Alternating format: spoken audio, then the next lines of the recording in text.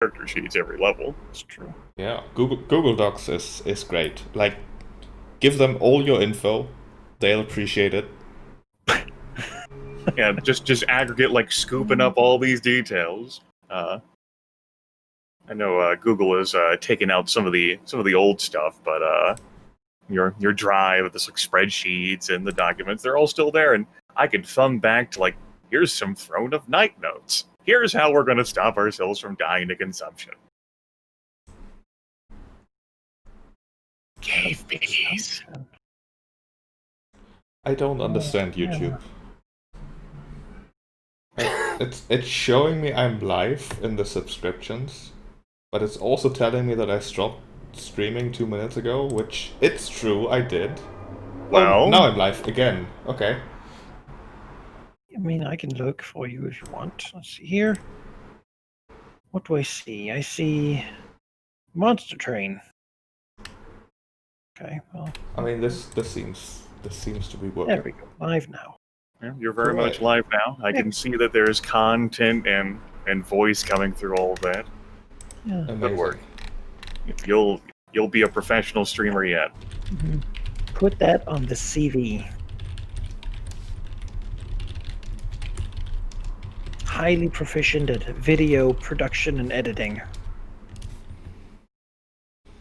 That's you. Never add a reference. I've actually done neither of those things ever. Yeah. Ugh. I tried to cut a video once and then just gave up. I had an inkling just now to say, it can't be that hard, but I'm not going to. That's what I thought too. It's like, that sounds like something someone says, and then comically there's a cut where it's really hard. I failed at finding software to do it with. Like, there's either like $2,000 Adobe whatever suits, and then there's software that doesn't work. I haven't found anything in between. Honestly, I haven't looked very hard though. Yeah, it doesn't sound like you've looked very hard. It's video editing is one of those topics where if you Google for video editing software, you get so much shit. If only you knew people who you could ask who could provide this information. I literally did ask you, Grimmith, and I believe you recommended something that might have worked, but it looked too complicated, so I stopped. Oh man, now you know how I feel about most software. Yeah. Google Docs, you say? It's a login screen. Well, I wasn't telling you to send me that stuff through that. I'm just telling you how I translate your docx extension. Because I should make them doc files instead of docx. Yeah, it was much harder whenever I was in college and the professor would send that, and I'm like, Yeah. All right. So I have a full office back for a couple of years more due to university. Grant me a nice license for that, but thankfully stuff like OpenOffice has been around. That's how I translate spreadsheets, unless I need to throw them at Google Docs as well. I do like Excel still, though. It's good. Planning stuff that involves so many various factions and what they're doing. Apropos. Fucking spreadsheets. Before we do a recap, which I guess I can do, as a reminder, our dragons now have dark vision. We now have immunity to our innate resistance instead of like a resist number attached. And in the case of my character, she ignores all difficult terrain penalties from vegetation, and Valignith ignores penalties from like smoke or I forgot. Ash, or Ash. Usually that would be concealment. Concealment. Is that all right? Just wanted to make sure I got that in my notes. All right. Called it the comfortable enough to just make the PC slightly overpowered. Yes, surely being able to ignore concealment from smoke will push Valignith over the edge. And finally, us having the power to dark vision. I'm telling you, immunity to our natural element, though, instead of a really high resistance number, that's the most OP thing. That's right. I will just bathe and like they'll like come to like my dragon lair. It'll just be like covered in poison. I sleep like in a Snakes pool hanging of on the poison. ceiling, dripping down. I It's mean, all over the treasure. it's what dragons do, though. Mm-hmm. And we can also assume that adventurers who target us specifically will have ways to counteract that pretty much completely. Some of them. Some of them. Some of them might be poor and Yes, have nothing. some of them. Hello, I'm a ranger. I didn't bring a bow, though.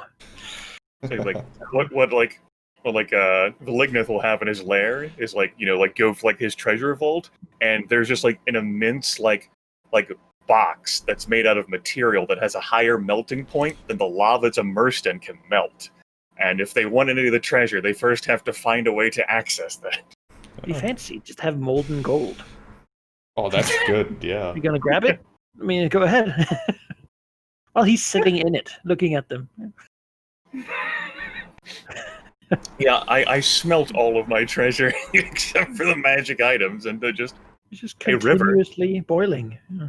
I just bathe in my silver and platinum and electro and copper, and yeah, I just bathe in that. Snorkeling in his pool of gold. All right. Yeah, you could cool it down, but it's just like a giant brick now. Giant ingot, you mean? Can't spend that anywhere. Excuse me, Inkeep, could you? No, I need some change. Valignith needs change. I feel like he would just take the register and leave. Yeah. But if is change. That's a Damn. slogan, I remember. Yep. And on that profound note, you want me to do a recap? Unless you really care to do it, Sheep? I do not. Okay. Welcome back to Dreads of the Dragon Coast, everyone. Session 61. Last time we actually got back together to roleplay as dragons. How about that? Just 2-player characters and a dragon master. It's been 2 years since the Curse of Lethargy first struck. The environment around us has changed a bit. Specific details you can just catch during the last session. As for what happened during the session itself, Veristrix is absent due to Valky departing from us. And so our dragons, individually in their own respective ways, went to have an investigation about that. Valignith in his investigation provoked the purple worm that moved into the environment and had a brief, momentous encounter. After that, we launched away from the 4th edition rules and into the one roll engine borrowed from Rain. Valignith picked a fight with the Redden smugglers that have moved into the area just outside the Serpent Valley. They moved into Worm's Hamlet, and they were booted from that, and they're currently lodged in the ruins of the Eel Fort, which long ago Tilraxos had thought to make use out of in some fashion. Imizure looked after reconnecting with the Ogmites and receiving a dossier of information on infernal law, with specifics on, trying to analyze how it pertained to her situation. She tried to convince the Ogmites to build a bridge across the river that would help connect, the Dragon Coast with southern trade routes coming in. That would allow Red and Seer and perhaps the Ogmites to have a grasp on trade, with the idea of her having a grasp on trade, really. We made some minor progress on that. She also looked to gather some more information in Tessier and did not succeed overly well. Beyond that, with Valignus prodding at Thunderholm, and attempting to enlist the monetary contributions of Symbia in order for him to cause shit with Cormyr. The two dragons met, and after a very heartfelt and friendly and amiable conversation, both went to the nearby silver mine that Valignith was hoping to make use out of. We got into a rough confrontation with a boneyard, basically, which is an animated essence of thousands and thousands of bones. There is a spiritual power at play here that in this session we're going to look to override. We did defeat the boneyard. It will not be able to come back for some time. And we ended last session with Sheep offering a compulsion to my dragon, which I put off accepting. in lieu of getting more information, which we did at the session end, but I still put off whether to accept it until the end, until the start of today anyway. That's it. Yeah. Then something I found out I really missed that we should get back to is the creation of goals. Currently, we have 2 goals, which is find an angle of attack against the aboleth. It gets harder and harder, it seems, as we go along, as the way gets as the party moves further and further away from the Underdark. And then we have one that is secure the silver mine, which we are very much in the progress of doing. I completely forgot that was secure the silver mine was even a goal that we had. We're doing Well, shit. I guess we're here. So let's try to see if we have some more things to put on this list. Okay. I certainly do have a vested interest in like how to word like basically like sponsoring the construction of the bridge that's going to be in Reddit's here. That like just it builds like the trade route between the north and the south. Mm-hmm. I don't know how I want to word that though. How I want to condense that. Yeah, it probably would be the goal. Would probably be the actual trade happening. Okay. Fostering that. I mean, there's a couple of things that could get in the way, though. Mm-hmm. When we get to the little news segment here, some things happen that will make this a much easier goal than it was previously. Okay. So let's say an easy goal could be foster the trade to the south. I mean, okay. You know, it is something you can certainly work on, and it's something we'll know is done when trade is a thing that happens, just sort of back and forth, right? And it's easy because you're not the only person working towards it. I figured. And it might sort of be pushed for, even without your interruption. But it's still a worthy goal, I think. Given how things are now, I can't really say what's going to happen in the distant future. Right. Yeah. So that's us with 3 goals. Sheep, did you want to put on anything like pertaining to like the Redden smugglers or the lizard folk who've looked to move in? The Redden smugglers is an opportunity that might be worthy of a goal. The lizard folk, I don't really want to take the initiative on those. Yeah, like give them some time to like move in and see what happens before we do anything. Yeah. Like something I would like to do, although it may turn into a more longer term thing, which isn't a great thing for these goals usually, is I'm a bit sad that Zambia didn't take Wellington Steel. But it's also understandable because Wellington hasn't done anything yet. As a longer term goal, I would like to retry that at some point after having actually gotten perhaps the fame and reputation to do it. But that might be like a few years in the future still. I mean, the thing is, in this session, we could pass a few years. That is a good point. And I want to stress, I also use these long-term goals to know what I should plan for. In what direction should I put my attention to, right? So put things you want to accomplish, and then we'll play towards it. Yeah, I guess... If you want to gain the attention of Zambia, then... I sort of do. Like, call me... Like, Wellington's plan doesn't include, like, killing everyone. He does need people who are sort of okay with him for his vision here. Cormier won't ever be, and Cormier is actually pretty big and has messed with us before. And they, Elm was like the practice round. Cormier is a nice place, probably. That doesn't have to remain that way. So yeah, I think like making a deal with Zambia, like attracting the attention, I think would be worthy of a goal. Right. Attracting the attention is a medium goal. There are some things you'd have to do first, but they are looking for interesting prospects. How about phrasing it like get paid to attack Cormier? Well, depends on the volume, right? It's true. And then one other thing I want to do, and Sheep, I can go ahead and speak for behalf of both of us that we don't care about the Aboleth goal anymore.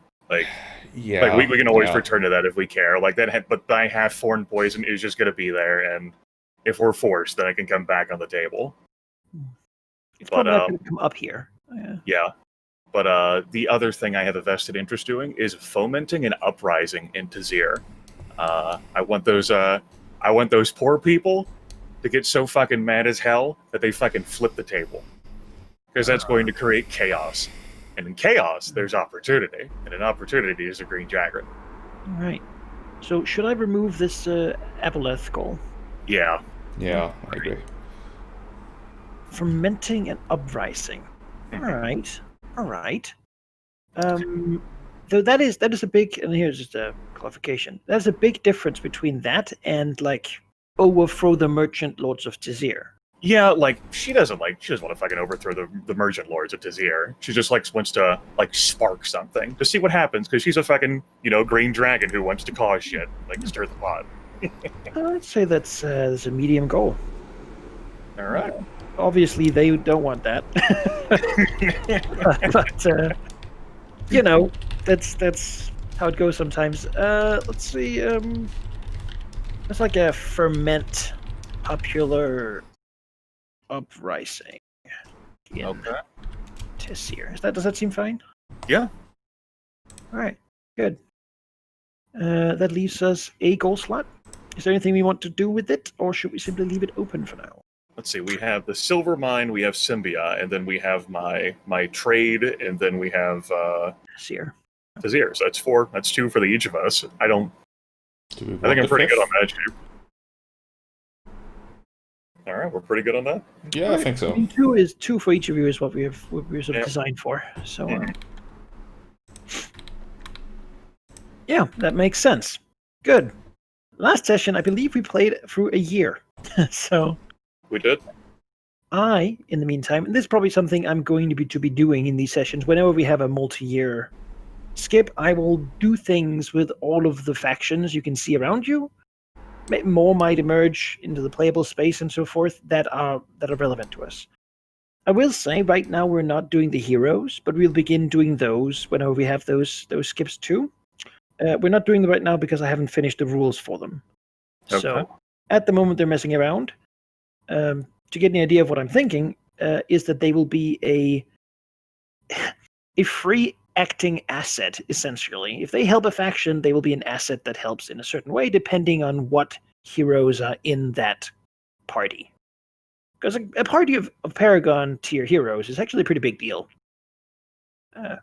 Even lore-wise. Being a Paragon means people know who you are and what you're doing. And you could see them do big things, even if it's against NPC factions. And, they could shake things up. How people in the Dragon Coast will have heard of us, so too will we have heard of Paragon adventurers acting. Yeah, I mean epic tier means that everyone has heard of you. Paragon means that people particularly to your class and race have heard of you. So the closer they are, the more. So basically, all dragons here will have an idea who you are. Maybe not all people in the Dragon Coast, but most of them will have heard that dragons are there. But yeah, the same goes for them. Of course, the system is made for humans or human-like people, so probably safe to say that most humans might, especially in the Dragon Coast area, would have heard of your names. Hence, they stay away from this area. Beyond that, some things have happened. First and foremost, the Red Banner has moved. They apparently got somewhat tired of just hanging out in the empty plain they had won for themselves, and so they have gone to the edge of the Snowflake Mountains with the idea of striking into the Shelmista Forest, looking for some Eladrin who apparently have scorned winter in some way, and therefore will be punished. This is generally regarded in the the Dragon Coast, as a very positive thing. This big horde of unruly centaurs and monsters and whatnot really ended a lot of their mercenaries. They declared victory, but it seems there's still enough of them that they want to do something. instead of just being idle. Some believe it's because their leader knows that if he doesn't go and win some more plunder, then soon he won't be the leader anymore. He will be dead, and the whole thing will break up into tiny bits. Hence a continuous war down there. This means, however, that the trade route has opened up a lot more, and merchants are getting excited now that there's not tons of centaurs to pay tribute to. Some even hope that they might anger Amn in their attempts into the Shilmista forest, which is the border to Amn, hoping that Amn could scatter them or destroy them or something. They are not a popular group of people. In other news, Sembia has sent people out to many cities on the Sword Coast, one of them arriving in Redenseer, where he spoke and, offered money for infrastructure projects that might make the region more capable of sustaining itself without need for outside help. This partly is to offer to pay for mercenaries, to protect trade routes, but also just to increase infrastructure. One such thing that was done was that they decided to pay for this burgeoning bridge project. The money is handled. It will be happening. You can speed it up, but on that idea, they all go for it. And as it turns out, they succeeded really well. So. All right. I don't even have to keep track of this -1 to height requirement anymore. Then it's good. Elversalt has sent out a call for adventurers to investigate the ghost towns of Pros and Ilpur, the two towns that were left destroyed when the Lake of Dragons receded due to draining into the Underdark. The idea is that they want to clean them out, or perhaps find materials that could help them build a new beachfront. The city wants to expand, and the merchant lords believe that, well, Tessier might not be around forever, or at least Tessier shouldn't have the dominance of trade that it currently does. And Elversalt would like to offer an alternative to bypass both Westgate and Tessier for trade going towards the Sword Coast. Thunderhome has subjugated a clan of hobgoblins returning from the Red Banner. They apparently settled in their old homes near Thunderhome, and Thunderhome thought it best to give them a preemptive strike, intimidating the leaders enough that they struck a compact where the hobgoblins will work for Thunderhome as essentially enforcers and scouts in the region. In return, Thunderhome will support them and their growth in the area.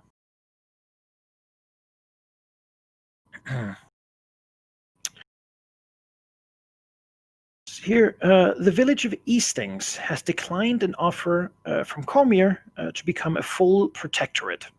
They have instead accepted a very similar offer that arrived just before Cormier's from Eriabor, the large city-state to their west. Merchants along the Dragon Coast are hoping that this could become a trend, as they wish to avoid Cormyrian taxes. Proskr is already a Cormyrian city, sort of a protectorate, which means that Prior Pearl down here, a small town once founded by bandits, has a lot of eyes on it. Whichever side it joins will decide whether Cormyr gets to tax both roads or not. Elignith will also get some information. The Cult of the Dragon will triumphantly inform him that they have captured and killed 2 harpers who was trying to infiltrate them and expose them to the citizens of Elversalt. This to them is a great victory, and they promptly sacrificed the harpers to Tiamat in a bloody and fiery ritual. They're very excited, but will warn that the harpers are clearly out to root out the Cult of the Dragon in the area. Beyond that, his friend, or ally, or subordinate, however you want to see it, Wilhelm in Westgate, will say that a new First Lord has been elected. He's not at all important, really. The First Lords of Westgate are never really that important. It is more the open face of the city, sort of official ruler, but always supported by one or more underground elements. He's reporting that the Fire Knives a company mainly known for assassinations, have apparently managed to get their guy on the position. The problem here is that the Fire Knives have a lot of exiled Comerian nobles and such who might want to use their position to curry favor with Cormier, perhaps to return or have family names reinstated and such. This brings some worry to other factions in the city, as they fear a full-fledged Comerian troops in the streets would be very disruptive to their activities. They much prefer Westgate to remain the lawless den of villainy it currently is. Some believe this is just unfounded, but Wilhelm wants to report it nonetheless. Beyond that, we have a lot of factions on this map, and I won't always, in my little news reports, be able to tell you things that you really want to know or that are super relevant to you. Beyond that, I think it's interesting for you to know things, because knowing things is fun, especially when it doesn't have a cost to you. And asking the game questions using your influence reduces it by 1 every time. So I want to try this out and see how it works. Give you a chance to get some more intel. Of course, your factions should, or your company should be healed by now, right? We've passed for a year. We didn't quite finish the year because we were in the Silver Mushroom. Yes. But at the beginning of a session, I would offer you each a question for each point of influence your faction has, basically as information they can pick up, just news and such. It could be, who are these guys? What is this faction trying to do? Something like that. If a faction is trying to keep its information hidden, I will simply inform you that they're trying to keep it hidden, which is information by itself.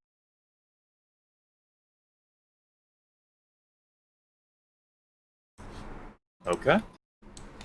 Okay, I have a question then. Perhaps not something that's super important to me currently, but I've seen the icon pop up and I like the name. Who are the Order of the Basilisk? I was just thinking that. The Order of the Basilisk is a group of eccentric people. They have gone in and out of favor in Cormier. Most, like 20 years ago or something, they were banned in Cormier. They're, if you will, sort of an eccentric adventurers guild. People who have more money than they know what to do with, bored with rich life, and thereby wants more excitement. Think of an evil gentleman's club, if you will. They do all sorts of bad things and sponsor pit fighting and slavery and whatnot. Human hunting. These sorts of things. Grand treasure hunts. Yeah, that's who they are. Okay.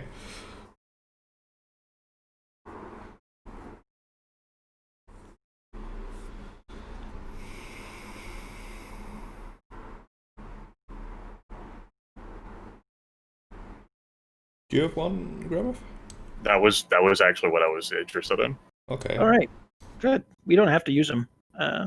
Maybe something will come up that you can ask next session. The idea here is to get essentially the questions that are just in your minds, but that may not be worth asking with like a company action, right?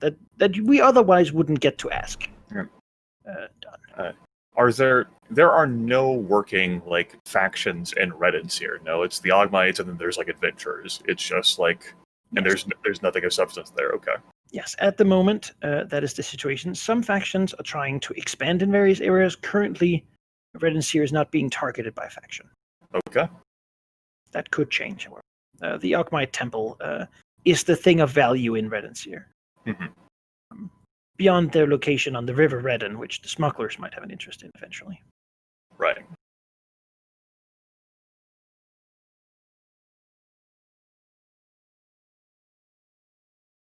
Oh, and of course the Sembian envoy coming to foster some good relations, perhaps in the idea that it might lead to something. Right, but Symbia so far that I don't expect them to be fucking integrated into the damnation. Yeah. Their goal in the Sword Coast seems to be to keep it independent of Cormier. Right. Okay. Yeah, that's the full extent of. Would be ideal, but yeah. All right. Yeah. if you think of other questions, you can of course ask. If it's obvious, we can just talk about it, and if not, then you can maybe just keep them for next session. Some of these faces might move around and whatnot, and more will pop up as things go on. Some might disappear. To denote who is currently the master of Westgate, I have given the fire knives, put them on top and given them a little yellow aura. You can also expect that to change every now and then. That is the nature of the city, and most people who are in that city want to be on top.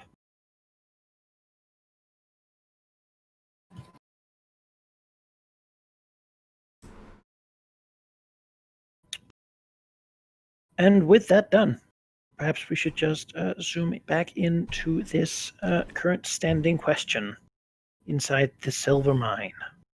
To get this done now or not? Okay. Maybe Zurang, like huffs out like a puff of like poisonous smoke. And with her eyes closed, she says, "You better not be wasting my time. I'll take the point of Draconic Essence." All right. That takes me up to 5. Oh. At least time we have a lot of, or so you keep saying.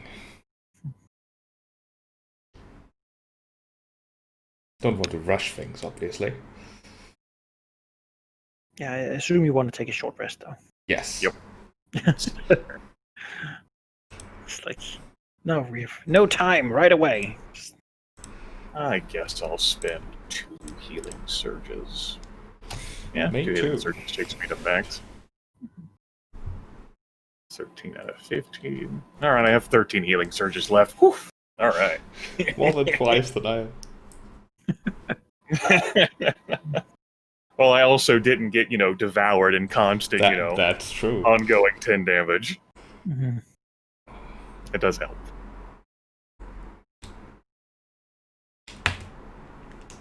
All right. Yeah. Malignant has an idea of how to cleanse this place. It is a ritual he has to do. The main part of it is probably that this sort of, it's not really an entity because it's not conscious.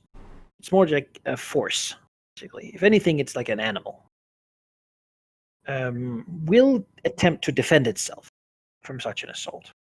What he would need to do, essentially, is just to touch the tip of this statue. It's sort of a focal point in this pile of bones that will have to be cleaned out eventually. He will simply have to touch it and not let go until he manages to push it away. He can do that. Only in destruction is the super glue revealed. Yeah. He'll inform Annie. It's easy, really. I just have to be on that thing and just concentrate on it. And Mizuri looks at Valignith, knowing full well that she was the one who explained this process to him. I mean, what's the worst that can happen here? The best thing is that... Let's just do it. And she says, "I do seem to recall you going for that earlier, and then the bones beneath you rising up." Well, those bones got me once, but they're not gonna get me twice. She doesn't look convinced. I think it was just gonna take flight and get over here. Almost if she's seen this story before of, like, him charging into situations and somehow something happening. Well, I mean, it's nice to have someone else to knock on the doors. That's true. He's been doing that since there was a shack on a hill that he ended up burning down after we killed the spirits inside. Yeah.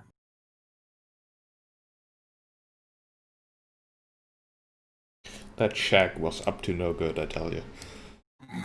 Sure. You can certainly begin. Could you give me a religion check to perform. Certainly can. Is he going to be standing on the top of this thing, Sheep? He can Yeah. touch it where he wants to, as long as he keeps being able to channel power into it. Basically, he's trying to exhaust whatever energy's in there. No, he's going to be right on top, as far away from the bones as he can be. Okay. 24 on the religion check. All right, that's pretty good. Not a complete fuck up. There will be no weakening effect on him from the stone, basically, as he begins to. Well, how does he do like a draconic ritual of Tiamat to banish the power of the dead? We'll probably start with him just sitting there for a bit, trying to visualize what exactly he thinks he has to do. Like, he's a very instinct-based character. And then probably, like, taking a claw to think it's back. Okay. It is. Oh, that's the hurdles of being a broadcaster, isn't it? Hurdles of being a broadcaster. All right. But it would basically involve him, like, English escapes me here, but scratching ripples into the surface of this thing before breathing fire on it. Some of the fire sticking in the like little crevices that he draws in whatever pattern he thinks is required for this. Not too dissimilar to what he has done a long time ago already, like just instinctively drawing the runes that empowered him and his allies. This is just the same thing, except it's more palpable, like actually scratching off parts of this and making it more permanent and like fixed. And then, he'll just keep the fire burning, like breathing on it every now and then. But other than that, the fire will do the rest. Yeah. Yeah, so he basically has to keep it hot. Yeah. All right. As he does, perhaps we see the stone like glowing slightly, some of the fire going down through the lines he's cut in it, almost like liquid running down as the bones begin to sort of hiss almost in whispers and etchings, shifting around it, roiling, as if trying to reach him or find him in some way, unable to quite take shape. What is Imizure doing, like, in the meantime? Imizure remains some distance from the obelisk. She will not take flight, and instead she will walk around like on the bones, sort of like in an observant, like patrol pattern, we'll call it. Probably keeping around like this much space, like between her, like in the stone, as she like goes around, like so. Yeah. Expecting trouble. Obviously. Expecting trouble. Not entirely sure what shape it will take, but it will probably not be the boneyard that we destroyed earlier. No. Yeah, it will begin to take shape, however, as what seems to be like bones coming from deep below in the sort of pits of this. Things that have been here for a very long time, perhaps, or have sunken down for being heavier, are being pushed up and beginning to collect each other. Deformed bits of sort of fused bones, much like the boneyard, but certainly the more grotesque shapes, perhaps unable to take the perfected shape of the massive snake creature. The boneyard, they will improvise and simply collect whatever death this place can muster.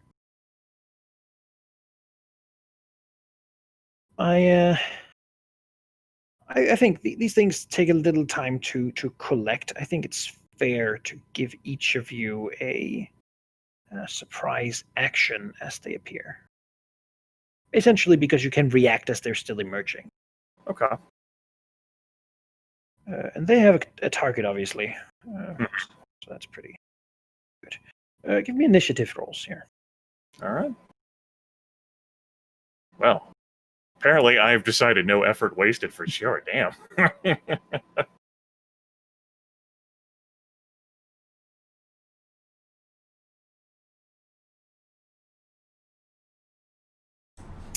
All right. 23 is Yeah. okay. I'll reveal to you these things. Blaspheme imperfect. That sounds like a tense in Latin. That's true. Anyway, you can each take an action if you want. Okay. As they basically emerge, beginning to climb effortlessly up this rock. To tell you a little bit about them, I mean, they seem to be amalgamations of bones. They are moving surprisingly quick over land. Seems to have no way to fly in any capacity, really. Appears fairly sturdy. They have an aura of death. You can see sort of almost like the stone even graying as they get close, as if they hunger for it. While being in here, constantly felt the hunger for life. And as these things appear, it's as if that disappears for a moment from the surrounding area, as these things are sort of the condensed version of it. They seem to see living things with unseeing eyes otherwise, and try to drain that life to feed themselves. Okay. Then, as my action, she won't move because, I mean, she's not the sort to like immediately rush in. But like, if knew this was coming, as like these four like aberrant, like undead, like constructions, like begin like scaling up the obelisk, she'll just give herself some temporary hit points. That'll be land. As for Velegnov, if ever there was a time that he should totally be supported by Tiamat in the task, it's this one.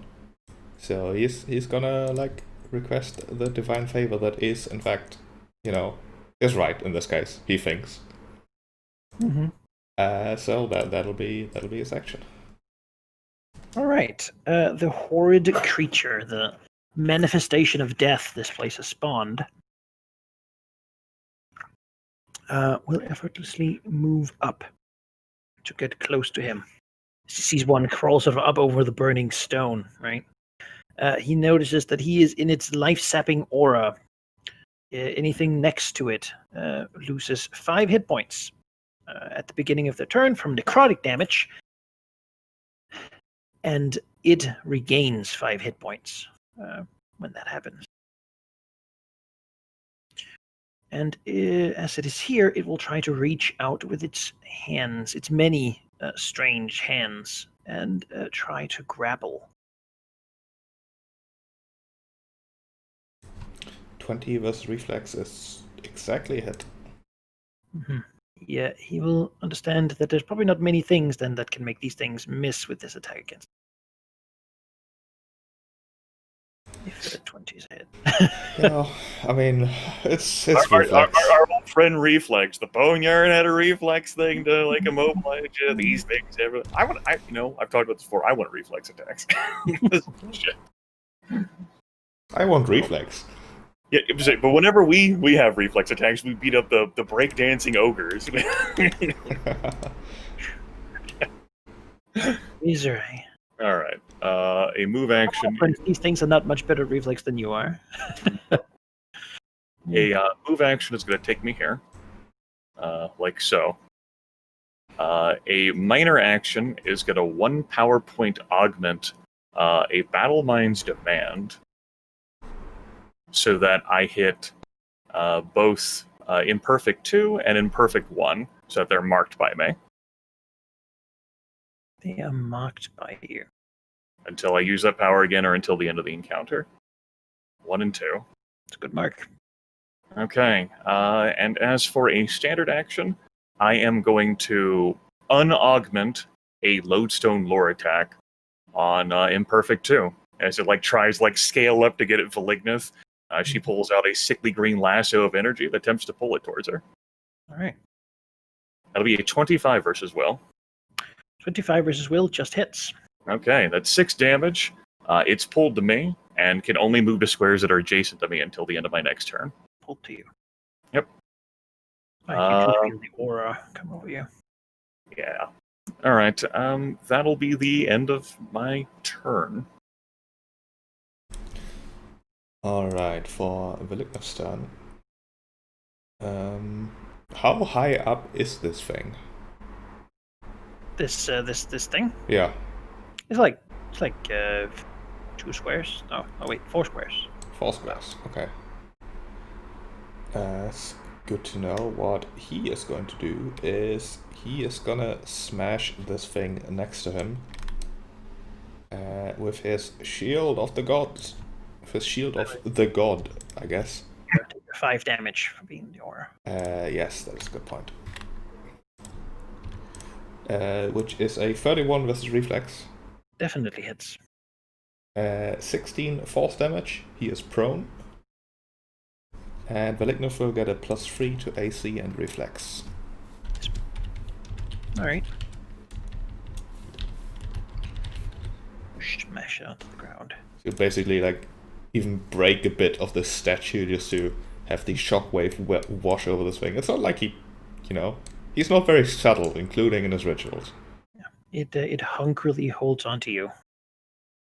It's allowed. I'll allow it. Okay. No move action to try and escape. Well, I didn't say that. Let's try to escape.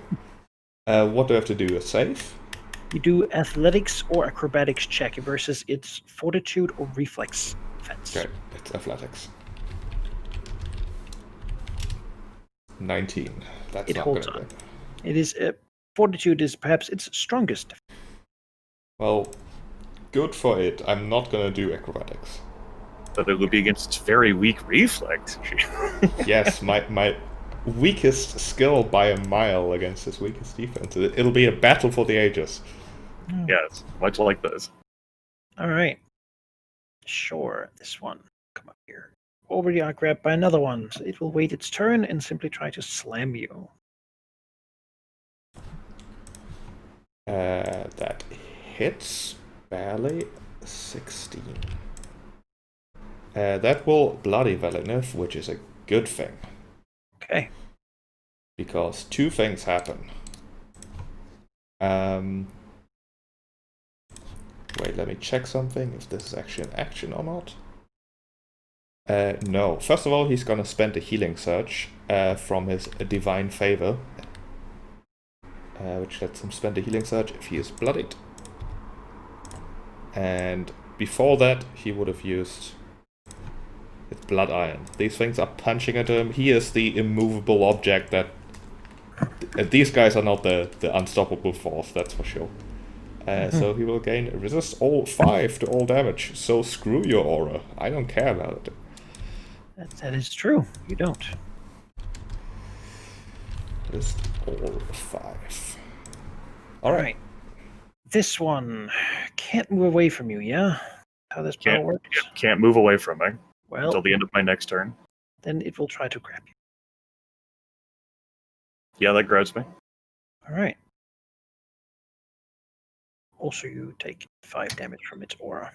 I don't take that until my turn, yeah? That's true. That's entirely true.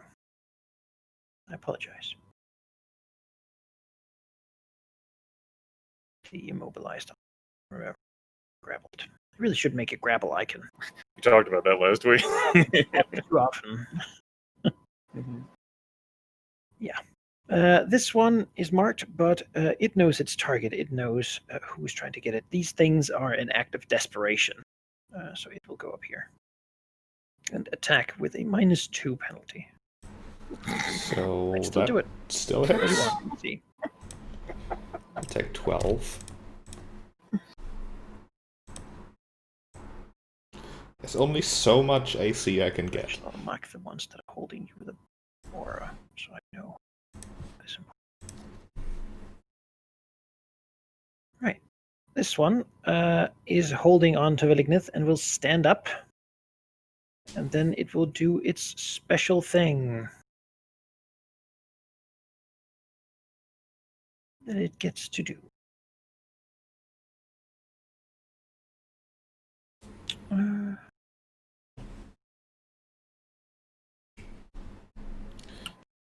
That misses, however.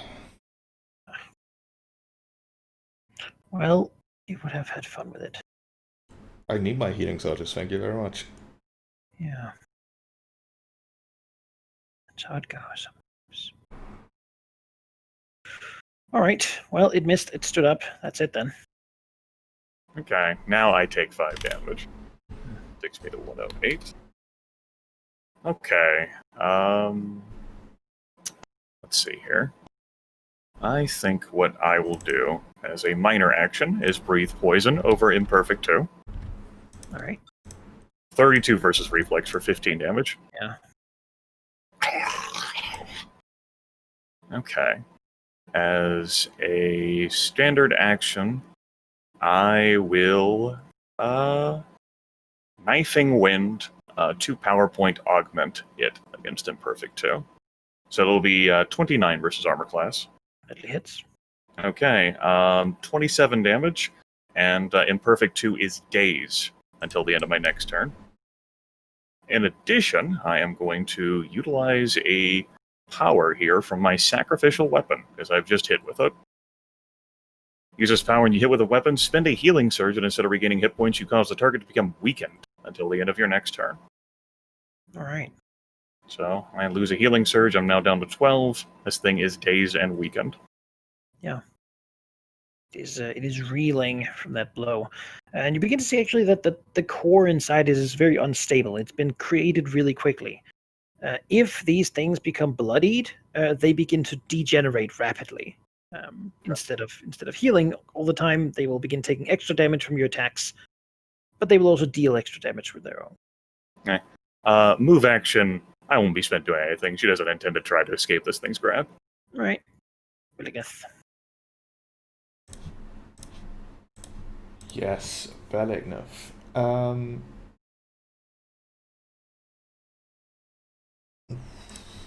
When you do a cone attack, you can choose any square of your token for it to originate from, right? Could I do something... Well, it's not a cone attack, it's actually a burst. I was going to say, So, cone attack. Nice code for a thing. That doesn't exist. Yeah, Valerius would just like to breathe on himself and hit everyone around him. Okay. And himself, but he doesn't care. Yeah, he doesn't care. All right, so that's all hits. Do it like, big old blast. Yeah, all hits. For 17 fire damage each.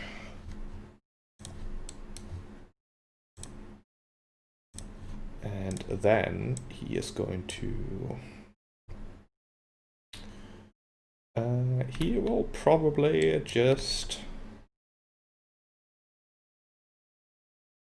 Let's see, he's gonna advance on the guy that has grabbed him with the inexorable advance. One of these days I'm gonna pronounce it correctly. 36 and 41. 2 hits. In addition, he is gonna use the ability of his flaming sword that he has to deal an extra 2d6 fire. Oh my. And the target also takes 10 ongoing fire damage. Okay, so that's 24, 45. Right? I can tell you in a second. Oops. I fucked up the math. Yeah, 45 and 10 ongoing fire. Wham. An ongoing fire as the claws and perhaps a bite leaves it in burning and sizzling. The bones down here, ancient and certainly dry. Anything else? No, that will be it. All right. I think that was enough fire for a turn. Sure, this one will attack him. A miss? This one will try to life drain. It's the best it can really do. Yeah, that does it. It's a natural 20, actually. So that'll be 24 damage, halved for 12. Okay. We'll have that again for... well, no, it doesn't get halved again, because I'm not insubstantial and phasing till after that hits. Okay. So I'll take 12 damage. All right. 108 minus 12, 96. and then I shift 1 space and become insubstantial and phasing. Right. I'm not entirely sure on the trigger order, but I believe if the trigger hits you, that is before the damage is applied. It's an immediate reaction, not an immediate interrupt. So I sorry. have to Yes. take that first. Yes. All right. Then it drains from you a healing surge. Oh no. What inefficient thing. Regains 10 hit points for one of my healing surges. What is that, a fucking like potion of healing adventure tier?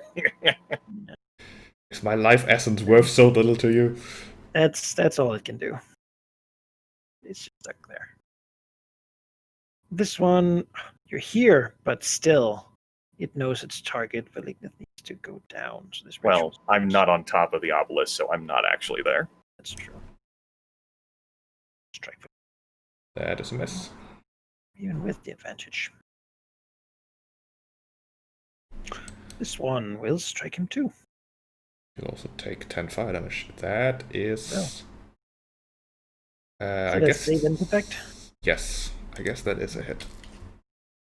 Right, actually, then that would mean he's bloody at the beginning of his turn, so he has extra damage. 9 extra. 9 extra. What? Yeah. Rude. And then it will save. Still on fire. It begins to frenzy and have little regard for its own existence. Not trying to defend anymore. Okay. I don't take the adjacent damage. Woo! Don't. Okay. Misere. Regards like her solitary opponent here. She smashed Stone Giants 1-on-1. This thing, whatever. For like this, I mean, if Tiamat loves him so much, I'm sure he'll figure it out. She'll move to come up to adjacent, and she'll rear her entire body back, looking to embed this thing back down in these damn bones with a, you know what? What the hell? Yeah, we'll do a 1 power point, brutal barrage attack here. Now, as a reminder, our Blasphemous Perfect is dazed. And because it is dazed, I deal extra damage equal to my Charisma modifier, which is 4. So, go ahead and do that. I have combat advantage, so it'll be 30, 40, 29, and 41 versus armor class. All. Okay, that will be 40 points of damage, and the Blasphemous knocked prone. 40 points of damage and prone. Mighty blow, smashing it into the bones. It is, let's see, that was a move. That was a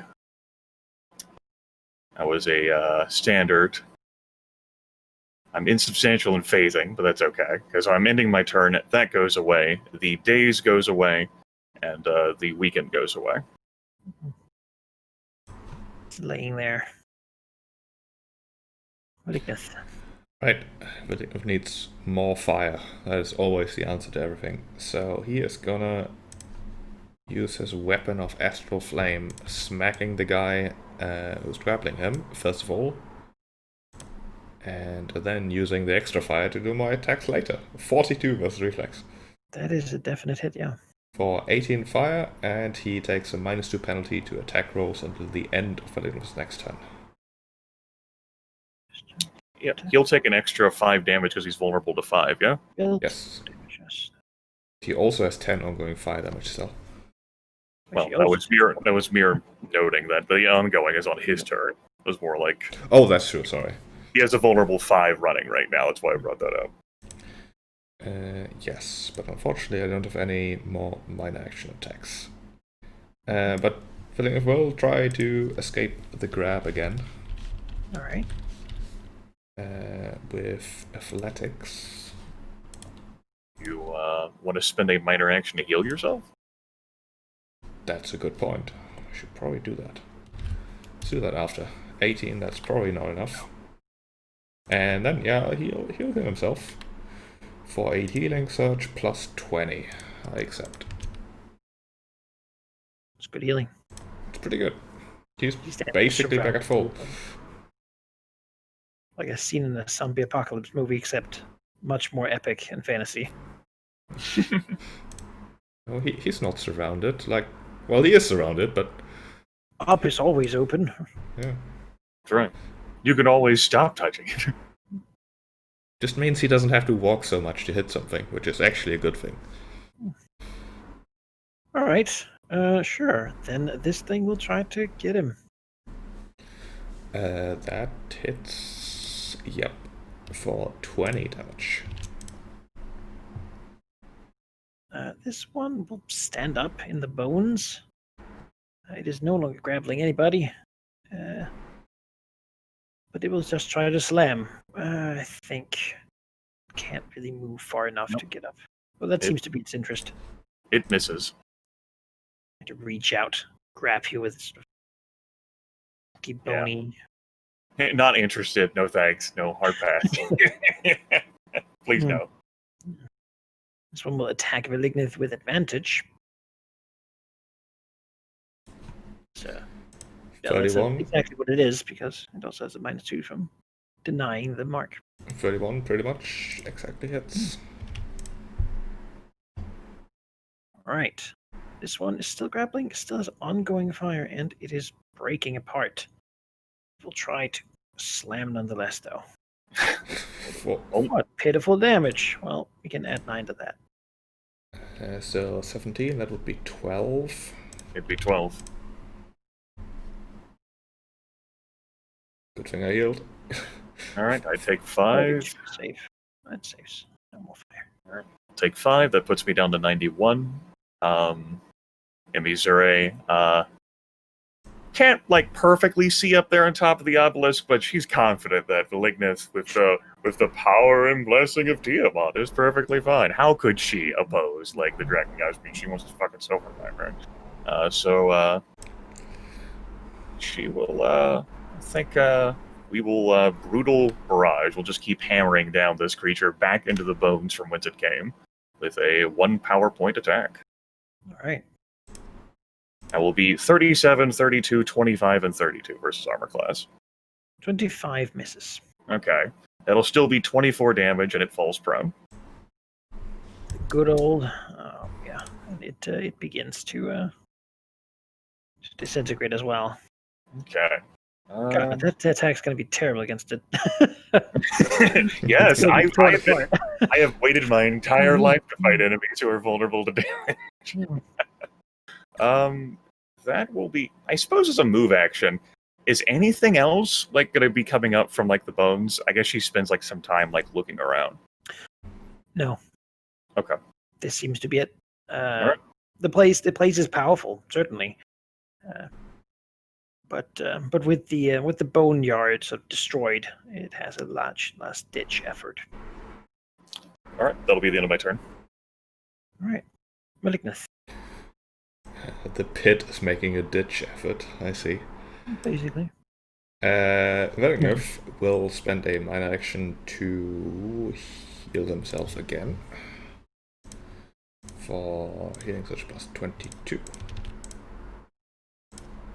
Do this all day, and then with his, he can't do this all day. So far, I've done it every day. Okay. With his move action, he's gonna minor action attack this guy grappling him with his fire. 40 was reflex. Definitely. It'll be 20 damage. Delightful.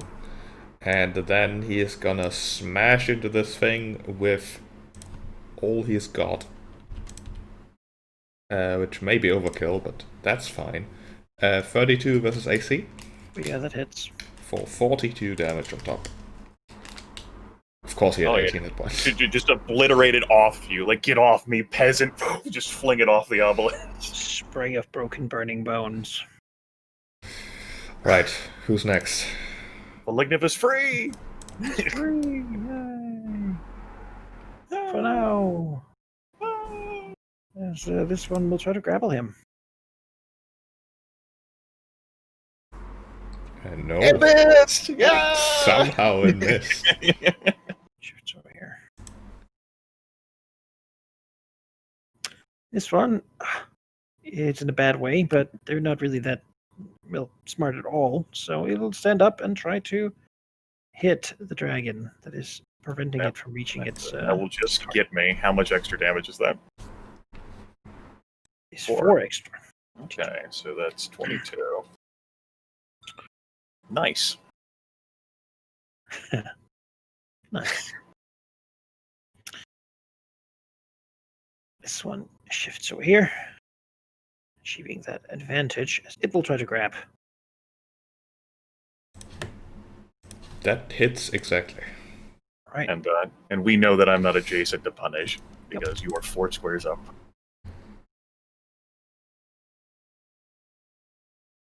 You are grabbed by it. Missouri. I'm at 64 hit points now. 1 power point augment. That'll take me to 4 power points. And I will 1 point Brutal Barrage the Blaspheme again. That'll be a 30, 26, 24, which will miss, and then a 39 versus armor class. Mm-hmm. So it'll be 24 plus, since that's 3 hits, that'll be an extra 15 points of damage for 39. And then it's knocked prone again. 9. Crunch. You could not take that again. It is blasted into the bones once more. The power of the full weight of the dragon slamming in with the hammer rhythm, uncaring about the damage it sustains. Yeah. Move action. No, both of them are marked by me. And I'll remain here. That'll be the end of my turn. Alright. Malignant. Which one is grappling him? Oh, this one. This guy. Well, he's gonna get it first. Actually, no, he's marked. You know. But he is grappling. That's rude. So he's Under gonna. his tail, pulling it. Yeah, that's like you don't. You just. Oh, for fail.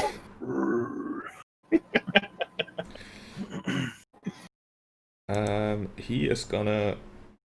First of all, minor action attack the thing. For 30 versus reflex. That certainly does it. And then, to add more fire on the flame, because that's all Valiant does, he is gonna strike him with the Forge Master's Flame. That's a 1, so that does nothing. No. Great.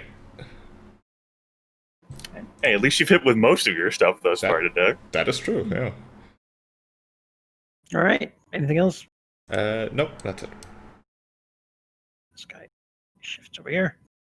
And we try to slam. With advantage. Yep, that hits.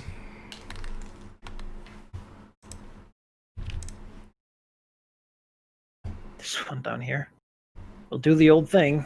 It only has 2 actions, so it can stand up, try to get this dragon off of it. That just hits. How much extra? 10. Okay, 64 minus 23 is very much enough to bloody me.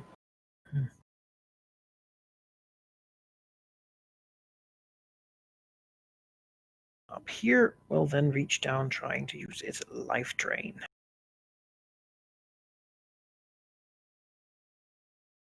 Also being sad that it fails. Yes, that is not enough. Well, if only the bones could cry. But... Alright. 36 HP now. Sacrifices I make for this fucking red dragon, I tell you what. Alright. 1 power point augment. Brutal barrage attack against the bloodied blaspheme. It'll be, looks like 4 hits because it has 25?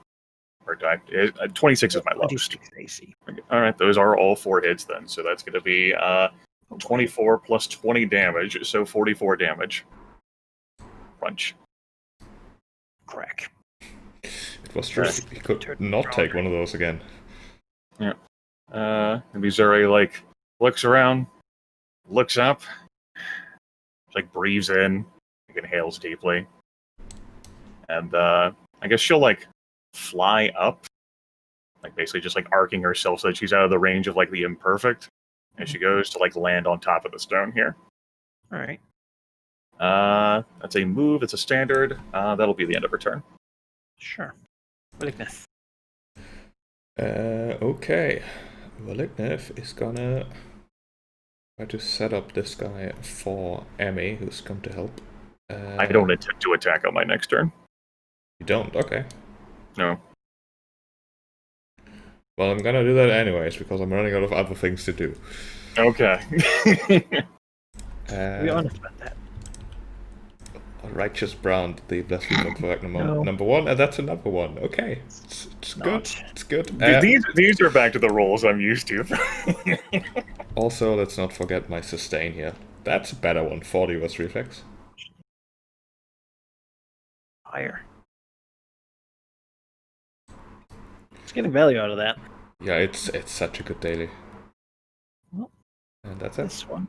He's still the one who doesn't get to grab things, but he won't slam. Poor miss.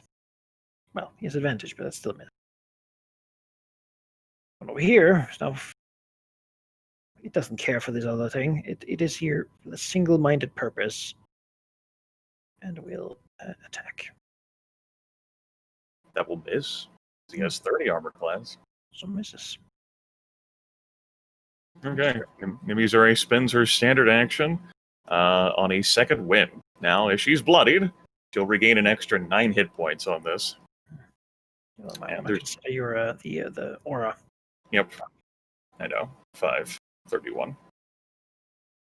And I don't think there's any need on using the backbone belt, excuse me. So that's 30 plus 9. That's 39 hit points. That's 31 plus 39 is 70, which is enough to take me out of bloodied. And her standard her move action will be to shift here, and a minor action, she'll spend a power point on this, is to reuse Battle Mind's Demand and mark the other Blaspheme. So they're both marked now. Yep. That'll be the end of her turn. She's down to 2 power points. Right. Malignith. Malignith is gonna get you, even as their attention is being psionically pulled the other direction. They could try. They're welcome to. He will continue doing the same thing. 33 was reflex. Yeah. And a righteous brand on top for another one. Okay. Oh, okay. Maybe he's hot isn't it anymore. I mean, there's not enough fire involved in the righteous brand, I guess. Yeah. It's not righteous You enough. think branding, I mean, it seems Yeah. on point, but let's see if this thing can do it one better. No, it cannot. Is that with advantage? He is playing. Advantage is cancelled out by the mark. I cancel advantage. Oh yeah, So, then that misses. We can just assume that they don't have it. So I'll attack as well. No. Also misses. Nothing. Look at that. I take 5 damage, so I'm at 65 hit points. And I will use a 1 power point augmented Brutal Barrage attack. Yeah, 1 power point augmented Brutal Barrage attack against the Blaspheme Perfect one. Okay. For a 4 hits, so 24 points of damage, and it's knocked prone. And it is prone. Bonuses to attacking. Yep. That'll be the end of my turn. You're very unlikely to miss if you don't roll a 1. I know, right? I think it's gonna attack. 28 was reflex. Yeah, Oh, it's 30 was reflex, actually. And then... bloodied. There we go. He hasn't used this yet. Maybe with some divine support here, with a +1 to his attack, he will surely hit this time. Yes. Hits. 36 for 17, and Emmy gets a +3 to melee attack rolls against this guy. Okay. Got it. This one will attempt to hit. Yes. This one will stand up. Attempt to strike him. Yes. Yeah. 20. That is 26 damage. In addition, it has its extra. Or it's extra damage. Now, yeah. How much extra damage is it going to deal? Hopefully not 36. Anything else is fine. Is that also maxed on a crit? Bonus weapon damage? I suppose? Extra damage dice is not maxed on a crit. Otherwise, 9. Yeah. So, I will, as an immediate reaction, deal all of that damage, 19 plus 9, 28 damage to the Blaspheme. Force and Psychic, unless it's immune to that. 28. Which I guess is 33 because of the vulnerability. Yeah. Crunch. It is not immune to those. Strikes Malignith and then wobbles. Mm-hmm. bits falling off everywhere. How dare you ignore me? Yeah. Cats will not be ignored. It's a thing when you walk around and suddenly it's on your leg, just scratching. That's right. You will Hell. pay attention to me, then I'll be tired of you. All right. All right. I take 5 damage. I'm back to being bloodied. Can drain a little bit of life. Probably won't save it. 1 power point. That's our final power point. Augment that brutal barrage attack for 4 attacks against the blaspheme. That'll be a crit, a 29, a 30, and a 34. So that's 24 plus 15 plus 3d6 damage. Actually, that's 24 plus 20 plus 3d6 damage. 55 points of damage to the blaspheme.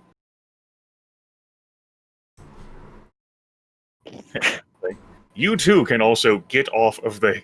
We're playing King of the Hill right here. Okay, I mean, It's my hill. bones are thrown everywhere. Yeah. So yeah, that was a standard. Her move is as Valignif is no longer grabbed, we'll go ahead and shift around. So we stand back to back, like buddies. That'll be the end of my turn. All right. Valignif. Alright, I think we'll hit this guy, hopefully. Maybe should have saved the Divine Favor for this, but surely you can't miss for Healing Strike. That hits. And it is Divine actually vulnerable to Radiance. radiant. Oh, that's good. Makes perfect sense to me. It is some sort of horrible undead thing. Not all undead are, but those that are infused with a lot of necrotic power. He will then heal for Healing Touch plus 5. He's no longer bloodied. And his minor action, of course, so don't forget. 38 for 13 fire. Pretty good damage output. Yep. It will try to grab you. Nope. No. Mm. Well. All right. I take 5 damage, and I will unaugment Brutal Barrage, so 3 attacks. 32, 36, and a miss. So that'll be 18 points of damage, and it's knocked prone because I hit with 2 of them. That'll be the end of my turn. Remind me, ranged attacks against prone targets, does he get a bonus? No, they don't. No. Okay. Then, first of all, Astral Flame attack for 39 for 7. No. Then he's gonna shift and try this whole radiant damage thing again. That seemed to be good. You can do a bit of that. Actually, it's not radiant. What? It's not radiant damage? I think we had that conversation last session. I seem to recall this. It is radiant damage. but and we conversed like it has like radiant in there, so surely Yeah. it must be. It surely is. In fact. I wanted you to use it more against the Boneyard, but you got basically swallowed up. Yeah, So that 13 turns into 28.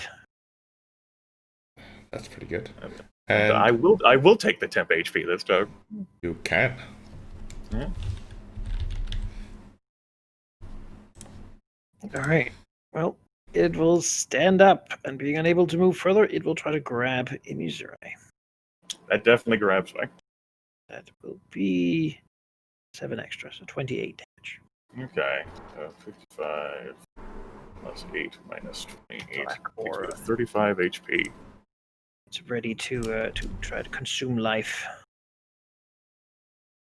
Okay. All good times 4, as it were. All right. Eat. I'll take 5 damage. It takes me to 30 HP.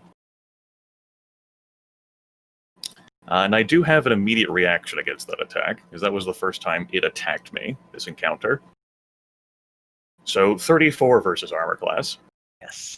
So it'd be 18 plus 5 for 23 damage. And I break free from the grab as I teleport over here.